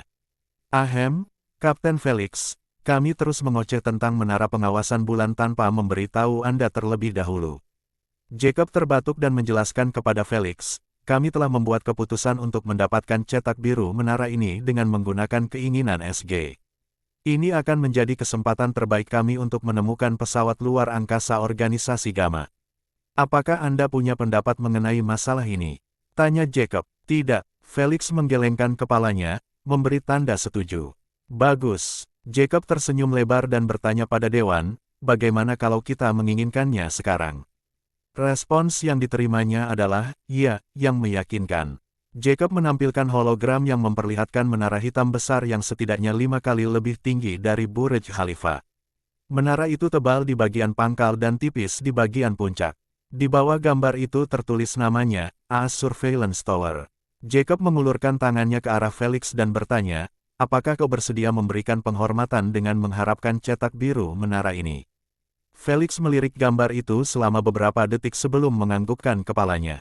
Ini adalah menara yang sama yang dibangun di bulan pada kehidupan sebelumnya setelah tim bumi memenangkan pertandingan ketiga mereka. Felix baru saja mengubah alur waktu lagi dan dia tidak ingin mengacaukannya lebih jauh dengan menyuruh mereka mengubah keinginan mereka. Lagi pula, saat menara itu selesai didirikan, pesawat ruang angkasa Felix, Malak, dan Eric pasti sudah tiba dan mengatasi masalah itu. Hal terakhir yang diinginkannya sekarang adalah mengacaukan apapun yang berpotensi memengaruhi koordinat organisasi Gamma. Lebih besar dari keinginan Anda telah dikabulkan. Cetak biru menara pengawas AS telah ditempatkan di kartu memori Anda. Kurang dari, setelah pemberitahuan tersebut, Ratu pun memberikan sejumlah peringatan, yang isinya bahwa ia tidak boleh menjual salinan cetak biru tersebut kepada siapapun dan jika ia memalsukannya atau bahkan mencoba melakukannya, ia akan menghadapi hukuman penjara berdasarkan peraturan yang ada. Namun, ia dapat menggunakannya, memberikannya, melakukan apapun yang ia inginkan dengannya. Hanya saja, ia tidak boleh menjual salinannya karena ia tidak membeli hak cipta dari pemiliknya. Felix menjentikkan jarinya dan pemberitahuan dengan semua peringatan ditampilkan di hadapan para presiden. Kemudian, ia bertanya, kepada siapa saya harus memberikannya? Untuk Tuan Rodriguez. Jacob menjawab dengan cepat, seolah-olah mereka sudah membicarakan hal itu sejak lama. Baiklah, Felix menganggukkan kepalanya dan mengirim cetak birunya melalui email. Tuan Rodriguez mengucapkan terima kasih kepada Felix setelah menerimanya. Tetapi dia tidak mengungkapkannya sekarang karena dia tahu Felix tidak akan mau tinggal dan mendengar mereka mengoceh tentang memulai kembali proses pembangunannya. Oleh karena itu, ia mengemukakan pokok bahasan neraca Dewan dengan membuat hologram yang menampilkan modal yang sedang ditempatkan di dalamnya. Lebih besar dari 294.015.040 sekurang dari. Planet ini sungguh miskin sekali. Alis Felix berkedut saat melihatnya. Melihat reaksinya, Beberapa presiden memulai putaran kedua upaya membuat Felix merasa bersalah dengan mendesah pahit pada modal mereka yang sangat kecil, berharap agar Felix merasa bersalah dan menyumbangkan beberapa ratus juta. Sayangnya, tidak banyak yang berubah. Pelit sekali. Bajingan, tidak ingin planet ini maju. Cek, seharusnya kita turunkan pembagian laba menjadi 8/2. Walau wajah mereka tidak menunjukkan sedikit pun kekecewaan, pikiran mereka sangatlah beracun. Hanya sedikit dari mereka yang menyadari kenyataan bahwa tanpa Felix dan tim, mereka tidak akan mendapatkan 1,4 miliar itu. Sayangnya, manusia pada dasarnya serakah dan pendendam, dan para presiden tersebut tidak berbeda. Untungnya bagi mereka, mereka menyimpan pikiran-pikiran beracun itu untuk diri mereka sendiri. Kalau tidak, Felix pasti sudah mengunjungi mereka di negara asal mereka untuk minum teh. Kapten, kalau Anda berkenan. Tuan Rodriguez mengernyitkan alisnya melihat usaha para presiden, tetapi tetap memberi isyarat sopan kepada Felix untuk bertindak. Memahami apa yang diinginkannya, Felix meneruskan 1,4 miliar ke rekening Dewan. Jujur saja, dia bahkan tidak perlu melakukan itu karena Ratu akan memotong jumlah itu beberapa jam kemudian dan mengirimkannya secara otomatis. Semua ini adalah bagian dari kontrak yang ditandatangani Felix dan dia tidak memiliki masalah dengan itu karena uang itu akan digunakan untuk planet ini. Felix sangat ingin agar planet ini maju sambil tetap menjadi bagian dari Esgalians karena itu akan menjadi perisainya yang paling kuat melawan bangsa non-pribumi. Dia benar-benar tidak ingin planet asalnya berada di bawah kekuasaan kerajaan atau kekaisaran lain karena penduduk bumi akan tunduk pada kekuasaan mereka. Jika itu terjadi, siapapun di kerajaan akan dapat menjangkaunya dan menyentuhnya. Felix tidak punya pilihan lain selain meninggalkan planet ini dan membawa serta keluarganya karena kakeknya dan Olivia tidak ingin meninggalkan anggota keluarga lainnya. Felix tidak berniat menjelajah alam semesta sementara beban yang dipikulnya sangat berat. Namun, jika planet itu tetap berada di Esgalians, sekalipun Felix meninggalkan kakeknya, ia akan aman dan terlindungi dari para non-pribumi. Itulah sebabnya dia bermain di PSG walaupun keuntungan yang didapat belum begitu besar pada tahap awal. Selalu lebih baik untuk memiliki planet asal yang dapat ia tinggali dengan aman dan tempat untuk kembali jika ia suatu hari pergi jauh. 10 menit kemudian, Felix sudah meninggalkan majelis setelah menyelesaikan semua tugasnya. Ia tidak ingin mendengar mereka membahas rencana mereka yang sudah pasti gagal untuk menghancurkan organisasi Gamma. Ditambah lagi, ada pesta kecil-kecilan yang diadakan pada saat turun minum untuk merayakan kemenangan tim. Tidaklah baik jika kapten tidak hadir. Karena diadakan di ruang terbuka drop, bintang-bintang dan hutan di luar dinding transparan membuat suasana hangat dan nyaman seperti pesta perkemahan. Musik yang diputar juga tidak keras namun tetap bersemangat sehingga tidak menurunkan suasana hati. Saat ini, Felix sedang minum bir bersama Leo, Rolandinho, Noah, dan anak-anak lelaki yang bermain game tersebut. Pembicaraan mereka tidak serius karena mereka hanya membicarakan tentang cewek, permainan, dan juga jumlah yang mereka dapatkan setelah 3% dibagi. Seperti yang diharapkan, Felix menerima 59% sementara 41% lainnya dibagi di antara 15 anggota yang tersisa. Karena George tidak benar-benar berpartisipasi dalam permainan, ia tidak mendapatkan bagiannya sendiri. Namun, Felix dan kawan-kawan tetap mengurusi dia dan Sasha dengan memberikan masing-masing sejumlah kecil uang, berkisar antara puluhan ribu hingga ratusan ribu SC. Hal itu akhirnya berhasil mengumpulkan 1 atau 2 juta SC bagi mereka, menunjukkan penghargaan mereka atas usaha besar mereka dalam 4 bulan terakhir. Dalam waktu singkat, pesta berakhir dengan baik dan semua orang pergi ke kamar masing-masing untuk beristirahat. Namun, karena permainan itu tidak terlalu sulit bagi Felix, ia tidak membuang waktu dengan tidur siang. Sebaliknya, ia mulai mencari beberapa lelang yang mungkin memiliki garis keturunan pasir tingkat 6 yang epik dan garis keturunan ilusion. Saat ini dia berada di level 59% tetapi dia memiliki 21% esensi yang belum digunakan di kartu spasialnya. Jika dia menggunakannya, dia akan mencapai 80%, hanya kurang 19% dari level puncak 1 Stone Stage Bloodliner dan juga membangkitkan Sphinx. Bagus, ada 2 lelang yang berlangsung minggu ini yang memiliki 2 garis keturunan pasir tingkat 6 yang epik dari spesies elang dan spesies ular. Felix tersenyum puas dan menutup hologram itu. Dia tidak menemukan ilusi tingkat 4 yang epik, tetapi dia senang dengan kedua penemuan itu. Jika dia beruntung, dia mungkin menemukan esensi yang diperlukan untuk mencapai 99%. Semoga ramuannya berhasil. Felix menatap langit-langit dengan sedikit ketakutan. Dia mungkin tidak memperlihatkannya tetapi dia sungguh takut setengah mati kalau ramuan itu akan gagal, membuang sedikitnya 4 miliar SC material dan 12.000 poin permainan. Itulah sebabnya dia ingin berada di sana karena paranoianya akan mengacaukannya semakin dekat tanggal ramuan itu. Saat ini, masih ada 23 hari sebelum gilirannya. Hehe, lebih baik kamu jangan pergi. Asna tertawa jahat, kamu pasti akan membawa sial dalam proses pembuatan ramuan itu. Diam, ucapanmu itu sudah membawa sial. Felix membalas sambil telanjang bulat, ingin segera mandi sebelum tidur. Aku sudah bisa membayangkan wajahmu yang datar setelah kau diberitahu bahwa itu gagal. Oh tunggu, kau akan ada di sana untuk melihatnya sendiri. Asna tertawa jahat. Jangan ganggu penyihir, bentak Felix yang membuat Asna senang. Keterangan, 22 hari telah berlalu dengan cepat bagi Felix saat ia menghabiskannya dalam pelatihan, memburu esensi primogenitor, meningkatkan afinitas ilusinya, dan menunggu ramuan-ramuannya. Untuk pelatihannya, ia hanya melakukan praktik sendiri dan terkadang dengan Erik dan Malak.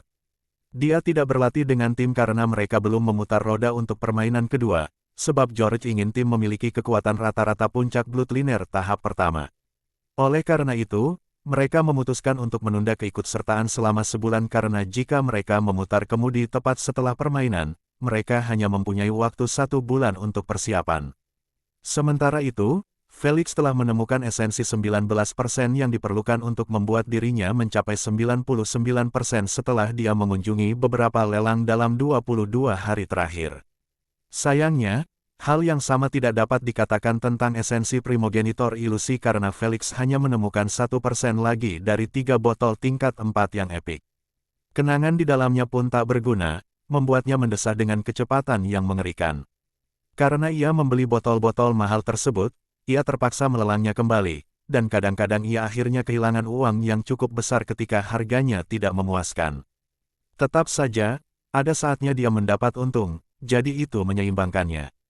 Felix tidak terlalu mementingkan menang atau kalah koin pada perdagangan tersebut karena kemenangan terbesarnya selalu merupakan inti yang didapat dari perdagangan tersebut. Hanya karena itulah, Felix mampu mendorong dirinya hingga mencapai 95% setelah mengintegrasikan sebagian besar esensinya yang terkumpul sebesar 40% dalam 17 hari terakhir atau lebih.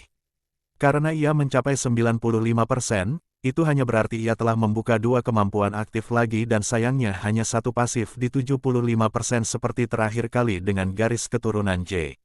R. Mungander. Ini membuatnya menyadari bahwa dia akan selalu membuka 10 kemampuan di setiap garis keturunan primogenitor. Bagaimanapun, kemampuan aktif yang baru adalah Asteris Desert Domain dan Sen Burial Asteris. Setelah dia mengujinya di pusat pengukuran, dia menemukan bahwa Desert Domain memungkinkan dia untuk memuntahkan banjir pasir dari setiap pori-pori tubuhnya, mengubah area di sekelilingnya menjadi gurun dalam 1 atau 2 menit. Jika dia menggabungkannya dengan manipulasi ukuran asteris, dia menyadari bahwa jumlahnya akan meningkat secara substansial sehingga mengurangi waktu yang dibutuhkan untuk menciptakan gurun. Bagian terbaik dari kemampuan ini adalah sinerginya dengan kemampuan dan atribut lainnya. Benar, Felix sebenarnya bisa memilih atribut yang ia inginkan untuk pasirnya. Jika ia ingin menggunakan pasir hitam, ia benar-benar bisa menciptakan gurun hitam. Hal yang sama berlaku untuk pasir yang diatribusikan lainnya. Hal ini tidak mungkin dilakukan dengan para penjaga karena mereka adalah kemampuan yang tetap. Dia tidak dapat beralih di antara atribut mereka. Kemampuan domain gurun ini juga memungkinkan dia untuk akhirnya bisa menggunakan pasif keempatnya yang tidak pernah sempat dia manfaatkan dalam permainan memancing. Pasif itu disebut Sen Surfing Asteris. Sesuai namanya, hal itu memungkinkan Felix untuk berselancar di atas pasir dengan bagian tubuh manapun yang menyentuhnya. Hal ini memberinya mobilitas luar biasa di dalam gurunnya sendiri atau sebenarnya di gurun manapun. Terakhir, pasif kelima Felix disebut Seismic Sense Asteris. Pasif ini memungkinkan Felix untuk merasakan getaran di pasir. Bukan yang terbaik tetapi merupakan pasif yang menakjubkan jika dia berada di gurun sungguhan karena dia dapat merasakan getaran bahkan dari jarak 2 km. Kini, Felix hanya tinggal memiliki kemampuan pasir aktif puncaknya dan ia akan menghabiskan semua kemampuan pasirnya. Namun, ia tidak langsung terburu-buru mencapai 99% karena ia harus berhenti di 95% untuk menyaksikan kumpulan kenangan Sphinx bersama Asna dan J.R. Mungander. Saat ini, dia sedang duduk di sofa bersama mereka sementara layar seperti cermin diletakkan di depan mereka. Sementara Asna tampak bosan setengah mati dan sang J.R. Mungander tampak penasaran, Felix jelas gembira karena akhirnya dapat melihat kenangan dan melihat apa rahasia sang Sphinx, sang penjaga pengetahuan dan kebenaran. Mainkan. Asna menekan tombol play pada remote kontrolnya dan menguap malas sambil meletakkan kepalanya di telapak tangannya. Sementara itu, Felix sudah memasuki kondisi fokus sambil memegang buku catatan kecil dan pena. Segala yang dia lihat dalam ingatan Lady Sphinx akan sangat membantu saat dia meminta manipulasi pasir padanya. Lagi pula, dia tidak menyangka dia akan seterus terang J.R. Mungander dan memberikannya begitu saja kepadanya. Nah, ini dia, mata Felix berbinar seperti layar hitam. Berbeda dengan ingatan J.R. Mungander saat gambar pertama yang ditampilkan berwarna abu-abu dan buruk, ingatan Sphinx dimulai dengan langit biru cerah tanpa satu pun awan yang terlihat. Sinar matahari terus bersinar dari atas dan angin terus bertiup kencang, membuat Felix menyadari bahwa Sphinx terbang dengan cepat.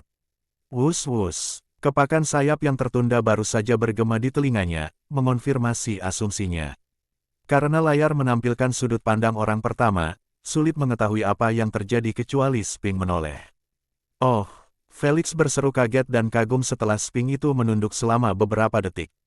Meskipun hanya sesaat, Felix berhasil melihat sebuah kota besar yang seluruhnya berwarna keemasan, berkilau di bawah sinar matahari namun tidak memantulkan sinar yang menyilaukan. Kota itu dipenuhi bangunan berbentuk persegi berwarna emas dan melengkung dengan gambar-gambar artistik dan hieroglif, sehingga tampak seperti bahasa unik tersendiri. Namun, hal yang paling mengejutkan bagi Felix adalah 3 piramida emas halus menjulang tinggi yang ditempatkan di 3 titik berbeda di sekitar kota, menciptakan segitiga jika titik-titik itu terhubung. Piramida-piramida itu puncaknya bersinar dengan cahaya menyilaukan yang menunjuk ke angkasa luar, tampak seperti 3 sinar keemasan yang menembus langit. Pemandangan itu tampak kuno dan mempesona tetapi juga maju secara teknologi. Felix tidak tahu apakah yang dilihatnya sebelumnya benar atau tidak, tetapi dia bersumpah bahwa dia melihat manusia setengah manusia mengendarai mobil roda 4. Tak lama kemudian Sphinx kembali menengok ke bawah dan kali ini Felix diberi kesempatan untuk mengamati hiruk-pikuk jalanan kota dan penampilan para warga. Populasi yang sangat beragam. Felix berkomentar dengan penuh minat saat ia melihat bahwa ada manusia setengah manusia dari berbagai spesies, mulai dari ular, kucing, elang, kalajengking, singa, citah, dll. Seluruh kota dipenuhi dengan kehidupan dan para halfling itu tampaknya tidak membeda-bedakan satu sama lain karena ada banyak kelompok orang yang berjalan bersama atau menaiki mobil. Akan tetapi, sebelum Felix bisa berpikir lebih dalam tentang mereka, layarnya telah menjadi hitam sesaat sebelum menjadi cerah kembali. Felix mendesah kesal karena lompatan waktu yang tiba-tiba dan dia berharap lompatan itu tidak terjadi selama ratusan juta tahun sekaligus. Dia sudah tidak beruntung saat melihat Sphinx pada hari-hari awalnya, saat dia masih makhluk biasa tanpa kendali elemen. Alhamdulillah, Felix mendesah lega ketika layar mulai menampilkan Sphinx menuju puncak salah satu dari 3 piramida. Dia tidak tahu apakah itu hanya beberapa menit yang terlewat atau ini adalah kenangan lain dari ribuan tahun yang lalu. Namun, dia senang bahwa dia masih di kota itu karena dia ingin tahu apa yang terjadi. Suara mendesing. Sedetik kemudian, Sphinx telah menarik sayapnya saat dia berdiri di sebuah platform kecil yang mengarah ke gerbang di dalam puncak piramida. Melihat ukuran piramida yang sangat besar membuat Felix bingung dengan ukuran Sphinx yang kecil. Keraguannya terjawab segera setelah Sphinx mulai berjalan, Felix memperhatikan lengan humanoidnya berayun di samping. Meskipun mereka berwujud humanoid dengan 5 jari dan sebagainya, mereka masih terbungkus dalam bulu halus berwarna keemasan, menyerupai bulu surai singa. Sebelum Felix sempat menganalisis lengannya dan menebak seperti apa penampilannya, usahanya tidak diperlukan lagi karena versi pasti dari Sphinx humanoid baru saja muncul di layar. Itu bukan pantulan cermin melainkan versi nyata dirinya yang sedang memegang kertas panjang sambil menunggu di depan gerbang yang terbuka lebar. Salinan pasir yang sempurna, Felix bergumam sambil linglung sambil fokus pada tampilan salinan yang memukau itu. Kakinya panjang dan ramping dari bawah, memperlihatkan 4 cakar di tempat kakinya. Di punggungnya, terdapat 2 sayap terlipat yang terbuat dari bulu kuning halus yang akan membuat siapapun ingin berbaring di atasnya.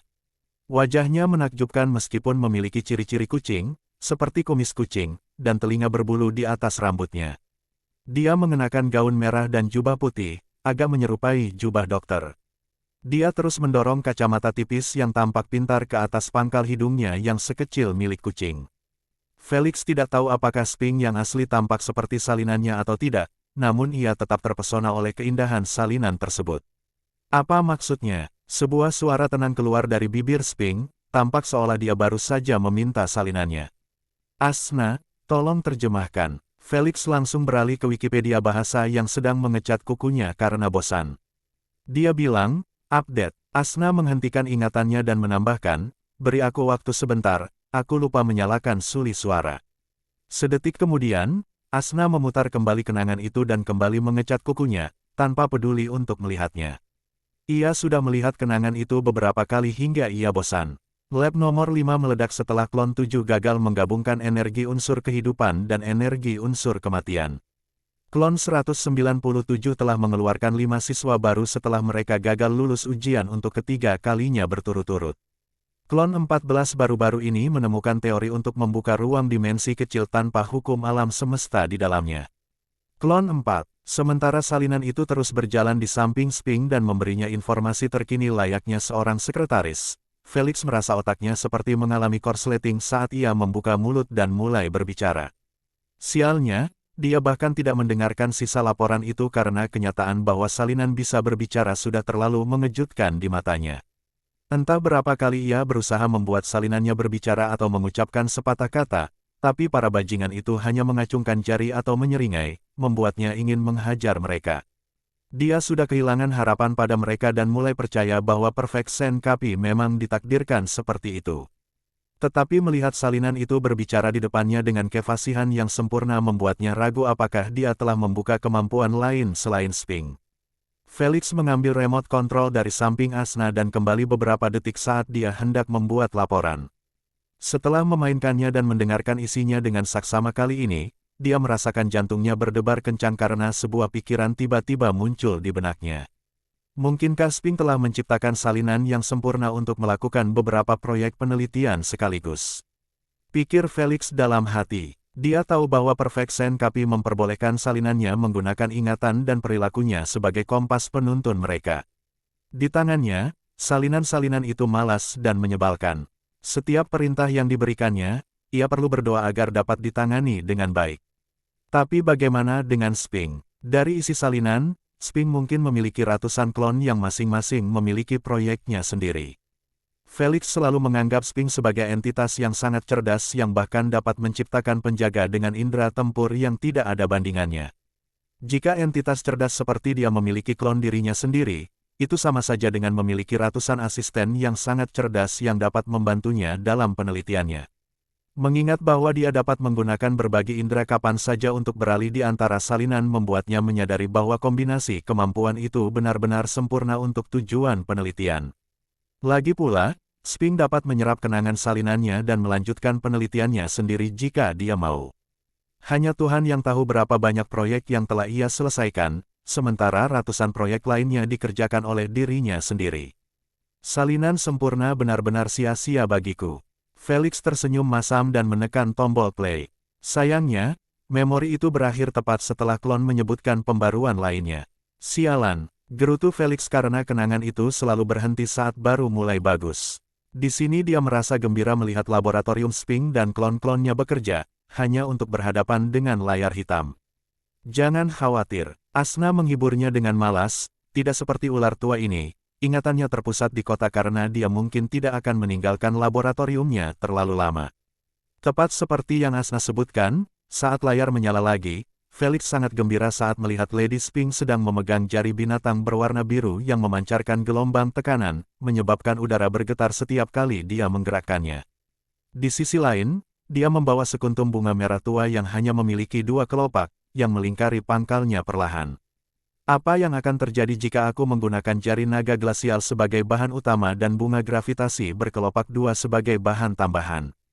Ucap Sphinx dengan nada penasaran yang samar. Sebelum Felix dapat bereaksi terhadap perkataannya, ia melihat sebuah pemandangan yang mengguncang hatinya dan membuat detak jantungnya meningkat pesat setelah Sphinx mengangkat kepalanya dari kedua bahan tersebut. Laboratorium ramuan. Meskipun Felix tidak pernah repot-repot dengan pembuatan ramuan dan zat, dia tetap sepenuhnya sadar akan seperti apa laboratorium pembuatan ramuan muncul dari jaringan. Laboratorium Lady Sphinx tidak berbeda dengan yang dilihatnya, kecuali beberapa perbedaan. Bahan-bahan utama dan peralatan semuanya sudah ada. Ada satu kuali kuning sitrus berukuran sedang dengan prasasti perak di atas meja kayu bundar yang memiliki satu lubang di tengahnya. Ada dua meja kayu yang tampak normal lagi di antara meja bundar. Meja di sebelah kanan dipenuhi dengan gelas-gelas bening dengan ukuran yang unik. Felix mengenali beberapa benda seperti labu berbentuk bulat, corong penyaring, dan tabung panjang. Beberapa benda diisi dengan cairan sementara yang lain kosong. Sementara itu, di meja lainnya, ada botol-botol kecil berisi tetesan cairan dan material pembentuk kehidupan berwarna-warni, mulai dari tanaman hingga makhluk hidup. Tidak seperti laboratorium yang dilihatnya, laboratorium ini bersih, rapi, dan tertata dengan sangat baik sehingga dia merasa bahwa Lady Sphinx menderita OCD atau dia hanya suka menjaga tempatnya tetap rapi. Namun, ia segera menyingkirkan pikiran-pikiran yang mengganggu itu karena gagasan tentang ras atau entitas lain yang mampu meramu ramuan terlalu sulit dipercaya.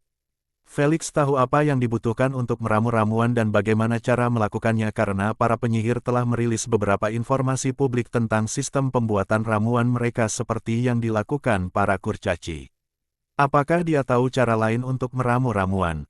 Felix menjadi bersemangat hanya dengan memikirkannya karena itu berarti ada peluang bahkan baginya, seorang manusia, untuk meramu ramuan. Dia akan segera menemukan jawabannya saat Lady Sphinx telah memulai prosesnya dengan mengambil beberapa bahan dari meja dan melemparkannya ke dalam kuali jeruk yang kosong.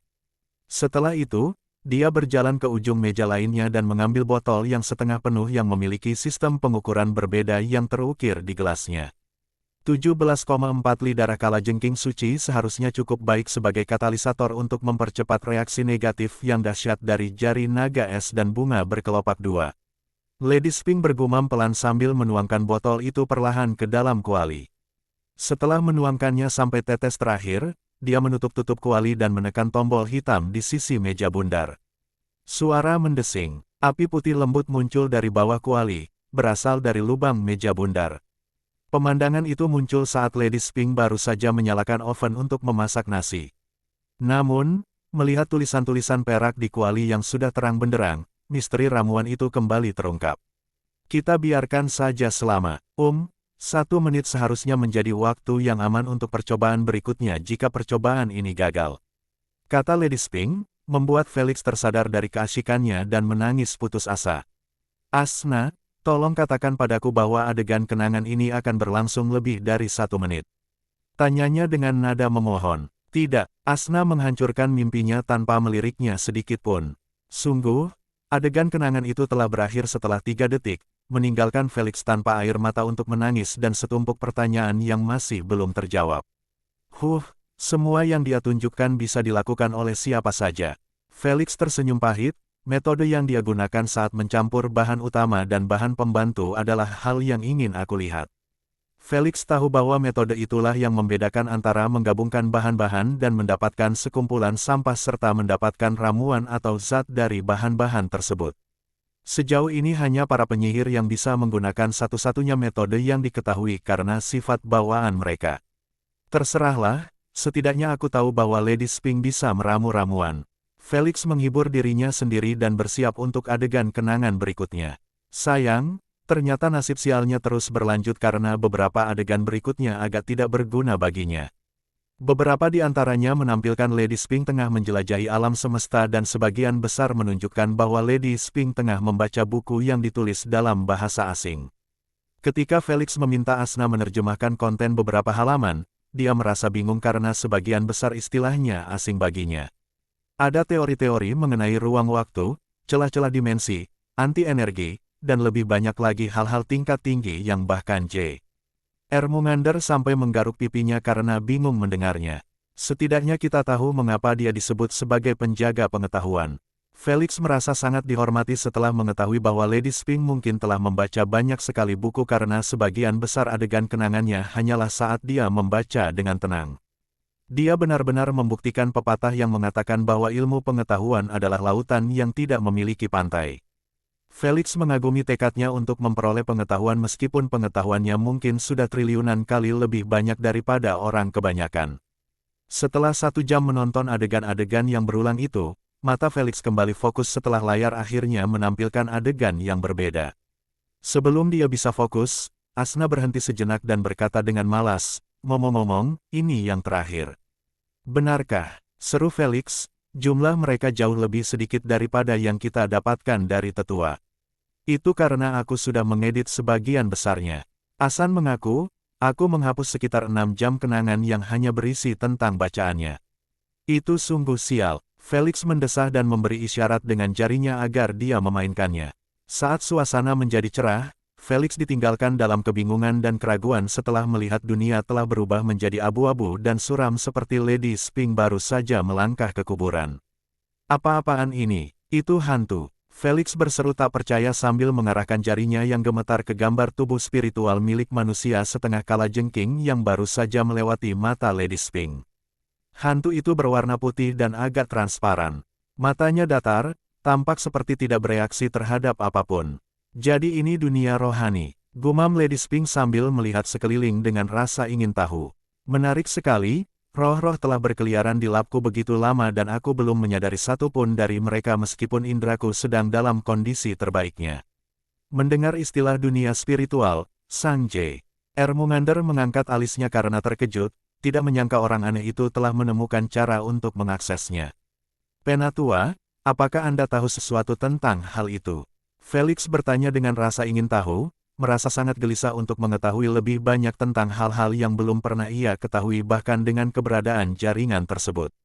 Asna menghentikan layar untuk mendengarkan juga karena dunia roh memiliki hubungan besar dengan satu-satunya anggota rasnya yang dapat membantunya memisahkan jiwanya dari Felix tanpa kerugian. "Yah, aku hanya mendengar rumor karena tidak ada seorang pun di lingkaran pertemananku yang berhubungan dengan roh, jiwa, dan semacamnya." Sang J. Ermengander mengusap janggutnya dan mengingat, seorang temanku pernah mengatakan kepadaku bahwa alam semesta tempat kita tinggal disebut sebagai alam semesta materi. Yang mencerminkannya adalah alam semesta spiritual yang persis sama tetapi hanya dapat dihuni oleh roh orang mati. Felix merasa pikirannya terkesima oleh informasi yang tidak pernah ia duga sebelumnya. Dia selalu percaya adanya kehidupan setelah mati, tetapi dia tidak pernah menganggapnya sebagai alam semesta nyata yang mencerminkan alam semesta orang hidup. "Apakah roh-roh itu cerdas?" Felix bertanya dengan ekspresi bingung. "Maksudku, mungkinkah mereka memiliki peradaban, budaya, sistem, dan sebagainya sendiri?" "Itu yang tidak ku ketahui." Sang J. Ermengander tersenyum tipis, tapi melihat orang aneh itu memasukinya, dia pasti telah mengumpulkan banyak informasi tentangnya. "Kita lihat dulu apa yang dilihatnya," kata Felix sambil kembali fokus ke layar. "Sayang," Asna menghancurkan harapan mereka berdua dengan membocorkan kenangan itu, dia dikeluarkan hanya dalam waktu 3 detik.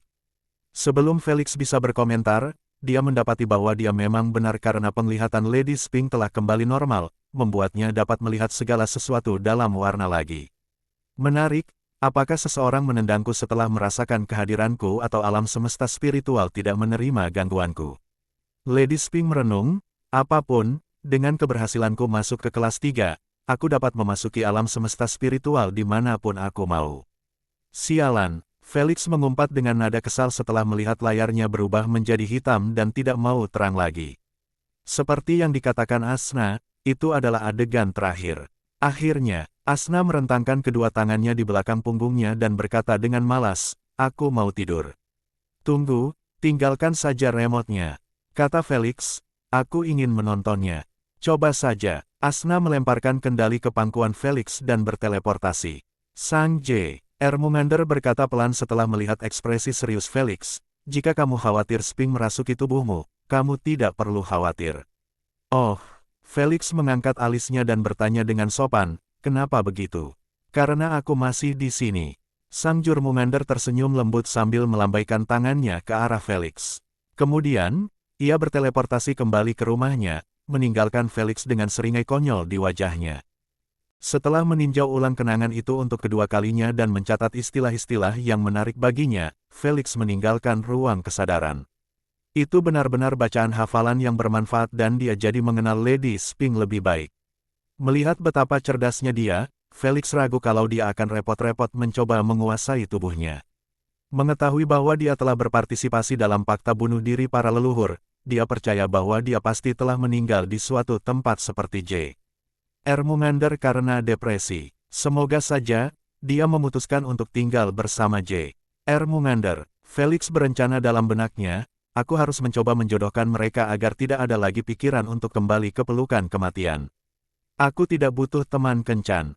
Sang J. Ermumander menyela pikirannya dengan nada kesal, dan tidak ada yang akan mengubah pendapatku. Jadi lupakan saja topik itu. Penatua, Anda benar-benar terlalu keras kepala untuk kebaikan Anda sendiri. Saya bisa jatuhkan itu. Baiklah. Pada akhirnya, Felix menyerah pada masalah itu karena dia tidak ingin membuat J. Ermumander marah. Untuk saat ini, ia hanya bisa mencari cara lain untuk membuat J. Ermumander tetap bertahan karena serial dan film tersebut jelas tidak memengaruhi tekadnya yang keras kepala untuk mati. Satu-satunya hal yang aneh dari keseluruhan percakapan ini adalah ketidakpedulian Asna. Felix yakin bahwa dia akan bersorak atas tekad J. Ermumander untuk mati atau mengutuk Felix karena berusaha membuatnya tetap tinggal, tetapi dia diam seperti rusa. Sepertinya dia juga tidak ingin dia pergi. Felix tersenyum tipis dan berhenti memikirkan hal-hal yang menyedihkan itu. Sebaliknya, ia berusaha meningkatkan metode peningkatan potensi manipulasi racunnya dan melanjutkannya dengan beberapa latihan solo melawan boneka AI dengan menggunakan sepatu pencari dan pakaian obsekem miliknya. Setelah selesai, ia pergi menemui George dan timnya di dunia nyata karena mereka telah memutuskan untuk memutar roda untuk permainan kedua hanya setelah 23 hari, bukan sebulan seperti yang direncanakan. Ketika Felix memasuki ruang konferensi, ia disambut oleh tim yang sebagian besar sudah duduk di tempat duduknya. Setelah beberapa menit, sisanya tiba dan Felix diminta oleh George untuk naik panggung. Semoga saja ini adalah permainan yang berbasis pada bola basket. Walton berharap dengan lembut sambil duduk di sebelah Johnson dan Kenny. Saya lebih suka teka-teki, tetapi format teka-teki tim benar-benar sulit. Kenny memberikan masukannya sendiri sambil tersenyum. Dia memutarnya. Johnson menenangkan mereka sambil fokus pada roda warna-warni yang berputar untuk format. Ting, ting, ting, lebih besar dari selamat atas pemilihan format olahraga. Kurang dari, pengumuman itu diikuti oleh beberapa kembang api seperti biasa, membuat beberapa anggota tim mendesak putus asa sementara yang lain bersiul kegirangan. Seperti yang diharapkan, sports adalah format yang cukup dominan di PSG. George berkomentar dengan santai. Felix juga tidak banyak bereaksi, menekan tombol hijau kedua dengan cepat dan memperhatikan roda permainan berputar beberapa kali sebelum menghentikannya. Ting, ting, ting, lebih besar dari selamat telah memilih elemental dodgeball. Kurang dari, format permainan, olahraga, nama permainan, elemental dodgeball. Jumlah peserta, 2, durasi permainan, 15 menit. Integrasi memungkinkan, dari kemurnian lebih rendah ke tahap puncak satu penggantian. Peringkat yang diizinkan, perunggu dan perak. Peta permainan, lapangan senam tertutup Bardot. Tambahan kejutan, tidak. Kumpulan hadiah, batu bermutu tinggi, batu bermutu puncak, labu ketenangan, cetak biru lengan prostesis gen keempat. Vaksin sel kanker. Aturan permainan. 1. Hanya 10 pemain yang dapat berpartisipasi dalam setiap tim. 6 di lapangan dan 4 di luar lapangan. 2. Permainan akan berlangsung selama 15 menit dan dapat dimainkan beberapa kali. 3. Permainan pertama akan dimulai dengan masing-masing tim diberi 6 bola. Jadi total ada 12 bola di lapangan. 4. Permainan berakhir ketika salah satu tim berhasil menyingkirkan tim lawan.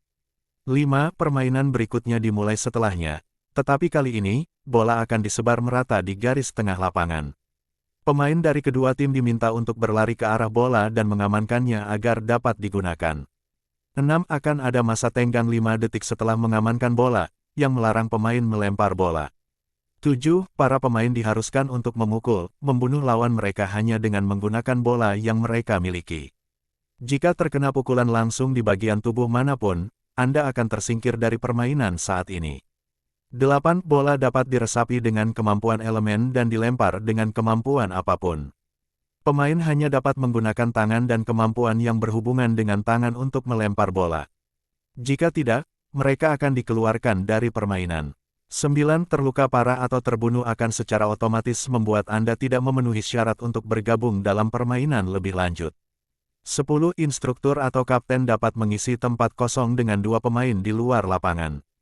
2 pemain lainnya harus tetap berada di luar lapangan untuk memberikan bola mati kepada rekan setimnya. 11. Bola mati adalah bola yang tidak mengenai sasaran dan membentur dinding belakang atau langit-langit. 12. Bola yang dilempar dapat ditanggulangi dengan cara ditangkap oleh target atau sekutu tanpa menyentuh tanah, dipantulkan dari bola lain. 13. Menggunakan bagian tubuh lain untuk melempar bola akan mengakibatkan ditendang keluar lapangan selama permainan berlangsung dan memberi hadiah poin kepada tim lain. 14. Kemampuan yang berhubungan dengan penghalang dibolehkan dan dapat ditingkatkan oleh 2 penangkap bola mati. 15. Lapangan dibagi menjadi 2 bagian dan ada garis tengah yang memisahkannya. Pemain yang menginjak garis tengah tersebut akan dikeluarkan dari permainan dan memberi hadiah poin kepada tim lawan. 16. Mengeluarkan 1 pemain akan memberikan 1 poin untuk tim dan 200 GP untuk pelempar. Jika bola yang dilempar berakhir dengan cedera parah pada pemain atau membunuhnya, poin yang diberikan akan digandakan, 2 poin, 400 poin permainan. 17. Pemenangnya adalah tim dengan poin terbanyak pada akhir durasi. Untuk informasi lebih lanjut, silakan buka antarmuka profil SG Anda. Semoga beruntung bagi semua peserta. Angin sepoi-sepoi yang dingin membelai pipi setiap anggota tim, membangunkan mereka dari pingsannya setelah selesai membaca peraturan. Namun, tak seorang pun berkomentar karena jantung mereka berdebar kencang karena takut dan ngeri membayangkan bermain dalam permainan berbahaya ini. Meskipun perisai diperbolehkan, mereka tahu bahwa lapangan dodgeball itu kecil dan jika mereka menjadi sasaran 6 pemain, mereka akan memakan 6 bola elemen sekaligus. Hanya Tuhan yang tahu apakah perisai itu mampu bertahan melawan 2 bola yang bertubi-tubi. Hanya Felix yang menyeringai lebar sambil menatap rekan-rekannya seperti domba yang menunggu untuk disembelih. Melihat penampilannya, bulu kuduk mereka merinding membayangkan berlatih bersama Felix di pertandingan ini.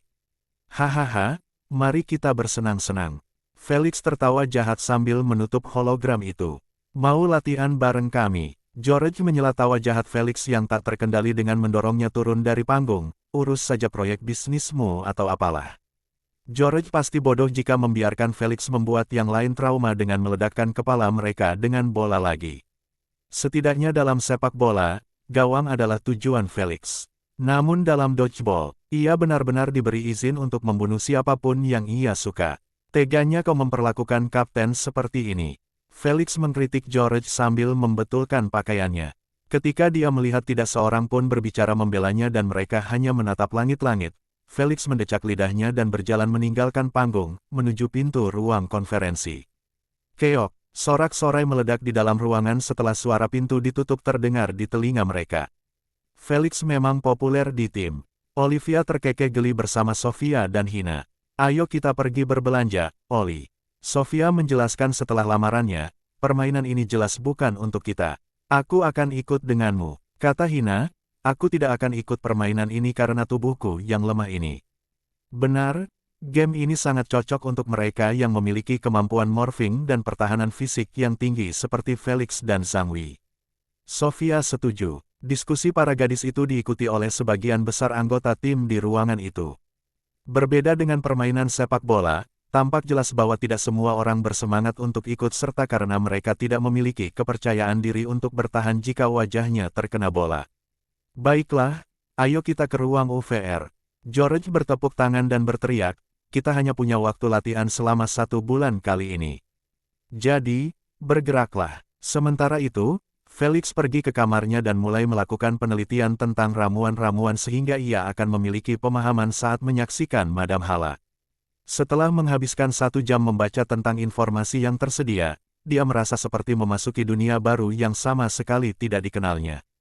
Akan tetapi, rasa ingin tahunya untuk mempelajari lebih lanjut tentang ramuan tidak pernah padam, tetapi terus menyala kembali setiap kali ia membaca beberapa informasi aneh. Terutama ketika dia membaca bahwa bahkan penyihir peringkat 1 menghasilkan ratusan juta dari ramuan dasar yang dijualnya dalam jumlah besar. Witcher memang hidup enak. Felix berkata dengan iri sambil menutup hologram itu. Aku penasaran apakah Lady Sphinx bersedia mengajariku metode meramu yang unik. Felix bertanya-tanya sekali lagi sebelum menutupi tubuhnya dengan spray dan memejamkan mata. Dia harus bangun pagi-pagi sekali agar tidak ketinggalan ramuan elemental milik Madam Hala. Minggu pagi di drop, jam 7 pagi. Felix terlihat kembali ke kompleks apartemen dari kafetaria. Siapapun yang berjalan melewatinya bahkan tidak berani menyapanya karena alisnya yang berkerut dan kepalanya yang tertunduk merupakan tanda-tanda jelas bahwa ia mengalami pagi yang buruk. Felix benar-benar mengalami pagi yang buruk karena dia tidak tidur sekejap pun tadi malam dengan semua pikiran negatif yang berkeliaran di kepalanya tentang ramuan itu. Pertama kali dia memesan ramuan ini, dia juga mengalami perasaan yang sama tetapi syukurlah hasilnya optimis. Tidak perlu khawatir, Felix menghibur dirinya sendiri, 49% adalah peluang sukses yang tinggi dan Nyonya Hala tidak mengecewakanku terakhir kali. Keok, setelah memasuki kamarnya dan menutup pintu di belakangnya, Felix berbaring di tempat tidur dan masuk ke dalam. Ketika ia membangun rumah androksanya, ia menunggu dengan sabar panggilan dari asisten Madam Hala. Untungnya, para penyihir dikenal karena rasa hormat mereka terhadap waktu, dan Felix tidak menunggu bahkan semenit pun sebelum menerima panggilan. Halo, Tuan Felix. Nyonya Hala menunggu Anda di laboratoriumnya. Asisten itu memberitahu dengan sopan. Terima kasih. Felix menganggukkan kepalanya dan bertanya, apakah ada yang perlu aku ketahui sebelum bertemu dengannya? Aku tidak ingin menginjak kakinya tanpa mengetahuinya. Jangan mengumpat, berteriak, terlalu dekat dengannya atau bertanya terlalu banyak. Kau tahu, duduk saja di sudut dan lihat saja, kata asisten itu. Aku baik-baik saja dengan itu. Felix menerimanya. Baiklah, silakan masukkan ide UVR Nyonya Hala di gelang Anda dan aktifkan fitur sinkronisasi. Asisten itu meminta. Felix melakukan apa yang diperintahkan dan memberitahu asistennya bahwa hal itu sudah selesai. Setelah menunggu beberapa detik, Ratu memberitahu bahwa Nyonya Hala telah menerima sinkronisasi. Kemudian, dia mengaktifkan fitur ghosting dan memberitahu asisten tentang hal itu. Baiklah, tutup saja matamu dan terima undangannya saat Nyonya Hala mengirimkannya kepadamu. Asisten itu mengucapkan selamat tinggal. Setelah Ratu pergi, Felix berbaring di tempat tidurnya dan memejamkan mata. Beberapa detik kemudian, Ratu memberitahu Felix tentang undangan tersebut dan Felix menerimanya dengan senang hati. Kicau-kicau, tubuh Felix telah direkonstruksi mengikuti alunan musik yang dinyanyikan oleh alam itu sendiri. Ketika burung berkicau, serangga mengeluarkan suara, dan angin musim panas yang panas bertiup di wajahnya. Merasa segar oleh suasana hangat dan nyaman, Felix membuka matanya dengan ekspresi senang. Tepat setelah itu, ia disambut oleh jendela yang terbuka lebar dengan gorden yang berkibar-kibar tertiup angin dan pantulan sinar matahari pada kaca. Sebelum melakukan apapun, ia melihat keluar jendela dan melihat banyak pohon berwarna merah muda yang daunnya bergoyang tertiup angin sementara burung-burung kecil bersarang di dahannya. Meskipun dia hanyalah tubuh holografik yang diciptakan oleh gelangnya dan dikirim ke gelang Madam Hala untuk membawanya ke dunia nyata, dia masih bisa merasakan segalanya berkat fitur sinkronisasi. Angin sepoi-sepoi yang menyentuh pipi holografiknya akan langsung diproses oleh Ratu dan membuat otak Felix bereaksi seperti kejadian itu benar-benar terjadi. Tentu saja, dia tidak bisa benar-benar berinteraksi dengan apapun, seperti memegang cangkir atau semacamnya. Namun, Felix tidak mengeluh sedikit pun. Keok, celakanya, kenikmatan Felix di alam terganggu oleh jendela yang ditutup paksa dan gorden yang ditarik ke atas, menghalangi sinar matahari masuk ke ruangan di mana dia berada. Saya akan memulai proses pembuatannya sekarang. Felix berbalik setelah mendengar suara menggoda bergema di ruangan itu. Setelah melihat Madam Hala berdiri di belakang tiga meja yang penuh dengan peralatan dan material yang hampir sama dalam adegan Lady Sphinx, Felix tersenyum menawan tanpa berkomentar. Nyonya Hala memulai proses meramu dengan meletakkan semua bahan Felix di meja sebelah kiri. Namun Felix tidak fokus pada mereka untuk saat ini karena ia menghargai kecantikan Madam Hala yang sangat memukau, yang bahkan dapat menyaingi gadis manusia yang paling cantik sekalipun. Pertama, dia sangat mirip manusia dalam bentuk tubuh dan kulitnya, karena tingginya 1,7 meter dan kulitnya agak kecoklatan. Dia dikaruniai dengan aset fisik yang mumpuni, membuat Felix meliriknya sekali atau dua kali. Sementara itu, wajahnya agak mirip manusia tetapi telinganya lebih panjang dan membungkuk, matanya merah, hidungnya seperti kancing kecil sedangkan bibirnya gemuk dan merah seperti matanya. Dia mengenakan seragam serba hitam dengan lengan baju yang diregangkan, menjuntai di siku dan memperlihatkan lengan bawahnya. Di dada kanannya terdapat sebuah logo yang ditutupi oleh beberapa tulisan yang tampak aneh. Sementara itu, Felix tidak bisa melihat rambutnya sepenuhnya karena ia mengenakan topi hitam runcing yang serasi dengan seragamnya. Namun, sebelum dia bisa meneruskan pandangannya, dia terkejut melihat ekor yang sangat panjang dan tipis muncul dari belakangnya dan mulai menatapnya dari atas. Itu benar, ujung ekornya menatap Felix karena itu adalah mata merah besar yang dikelilingi oleh 5 kelopak hitam. Itu sebesar kepala Madam Hala dan ketika berkedip, itu menyerupai bunga anggrek.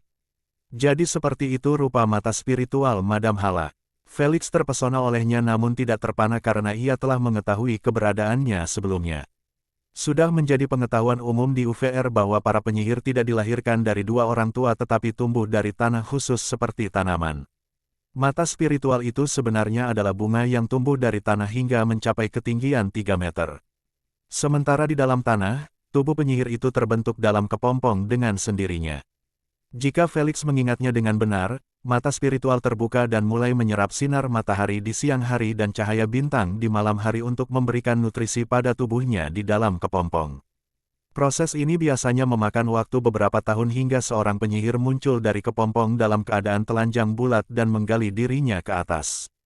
Meskipun asal-usul penyihir jelas berasal dari tumbuhan, tubuh mereka tetap terdiri dari daging dan darah seperti manusia. Mereka tetap perlu makan, minum, dan memenuhi kebutuhan biologis lainnya. Satu-satunya perbedaan di antara mereka adalah bahwa para penyihir tidak memiliki jenis kelamin atau sistem reproduksi. Mereka memang tampak secantik dewi tetapi mereka tidak memiliki orientasi seksual terhadap apapun. Itulah sebabnya Felix melirik Madam Hala sebelumnya tanpa khawatir dianggap kasar karena dia tidak pernah menganggapnya sebagai seseorang dari jenis kelamin lain. Di matanya, Felix tidak ada bedanya dengan seekor monyet seperti semua laki-laki di alam semesta. Jadi, kekaisaran penyihir Forsythia benar-benar dipenuhi oleh para penyihir yang dianggap sangat cantik, tetapi pada kenyataannya tidak ada pria yang ingin tinggal di tempat di mana mereka hanya bisa memanjakan mata tanpa melakukan aksi. Itu adalah penyiksaan murni dan siapapun yang berpikiran sebaliknya pasti akan dipukul. Apakah kamu sudah selesai menatapnya? Tanya Nyonya Hala dengan tenang, membuyarkan lamunan Felix. Ya, maaf soal itu. Felix tersenyum tipis sambil melirik bahan-bahan yang sudah disiapkan di meja sebelah kiri. Felix membaca kemarin bahwa meja ini disebut meja persiapan oleh para penyihir. Meja ini dimaksudkan untuk mengolah bahan-bahan, seperti membersihkan, mengekstrak saripatinya, membuang beberapa bagian, .dll. Dia bisa melihat daun-daun tri dipotong menjadi 4 bagian dan ditaruh di mangkuk kaca kecil. Sementara itu, 2 Voidling Scales dan Golem Brass telah dikilaukan oleh debu Dark Starfly dan ditempatkan bersama dalam sebuah pelat kaca. Di sisi lain, 20 tetes air mancur kemurnian telah dituangkan ke dalam botol kecil yang transparan dan ditaruh di atas meja gelas. Terakhir, bunga elemental langka telah dibuang semua kelopaknya dan ditumbuk bersama-sama, sehingga menghasilkan pasta menyerupai pelangi yang disimpan dalam mangkuk lumpang granit beserta alu. Itu semua adalah bahan ramuan elemental yang Felix beli dan kirimkan kepadanya. 4,6 miliar SC dan 12.000 GP ditempatkan di meja persiapan itu. Namun, reaksi Nyonya Hala sama seperti seseorang yang melihat roti di atas meja selama lebih dari 10 tahun sekarang. Saya akan mulai sekarang. Nyonya Hala memohon dengan tenang, tolong jangan bersuara. Felix menganggukkan kepalanya dan menyipitkan matanya untuk fokus pada Madam Hala yang memulai proses pembuatan ramuan dengan membuka tutup kuali perunggu yang prasastinya tampak cerah. Ia menuang air ke dalam labu yang berisi air mancur kemurnian yang dijatuhkannya, lalu memencet tombol yang ada di sisi meja bundar tempat kuali itu ditaruh. Api oranye meledak di bawah kuali dan mulai sedikit memanaskan ruangan, bahkan Felix merasa ruangan itu semakin panas. Nyonya Hala menunggu tepat 5 detik sebelum melempar 1 lembar daun-daun tri. Ia mengulangi proses yang sama dengan 3 lembar lainnya, menunggu tepat 5 detik setiap kali.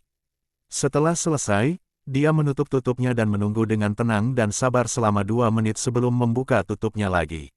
Suara mendesing, aroma pecahan yang familiar keluar dari tutupnya dan melayang di dalam ruangan hingga menyerang hidung Felix, membuatnya teringat saat ia meminum ramuan elemental. Sebelum dia bisa mandi, Nyonya Hala menutup kembali tutupnya dan menunggu selama 1 menit lagi. Namun kali ini, dia memegang adukan granit di tangannya. Suara mendesing. Ketika dia membuka tutupnya, dia segera menuangkan pasta bunga unsur yang tidak umum itu ke dalam ramuan putih susu yang bergelembung. Akan tetapi, alih-alih menutup tutupnya, dia melakukan hal yang tidak terduga dengan mendekatkan mata spiritualnya ke ramuan itu dan membeku seperti itu. Felix terdiam seperti tikus setelah melihat hal itu. Dia tahu bahwa Madam Hala baru saja berubah menjadi mikroskopis dan itu adalah langkah paling penting dalam ramuan yang akan menentukan apakah ramuan itu akan berubah menjadi ramuan yang berguna atau cairan yang tidak berguna.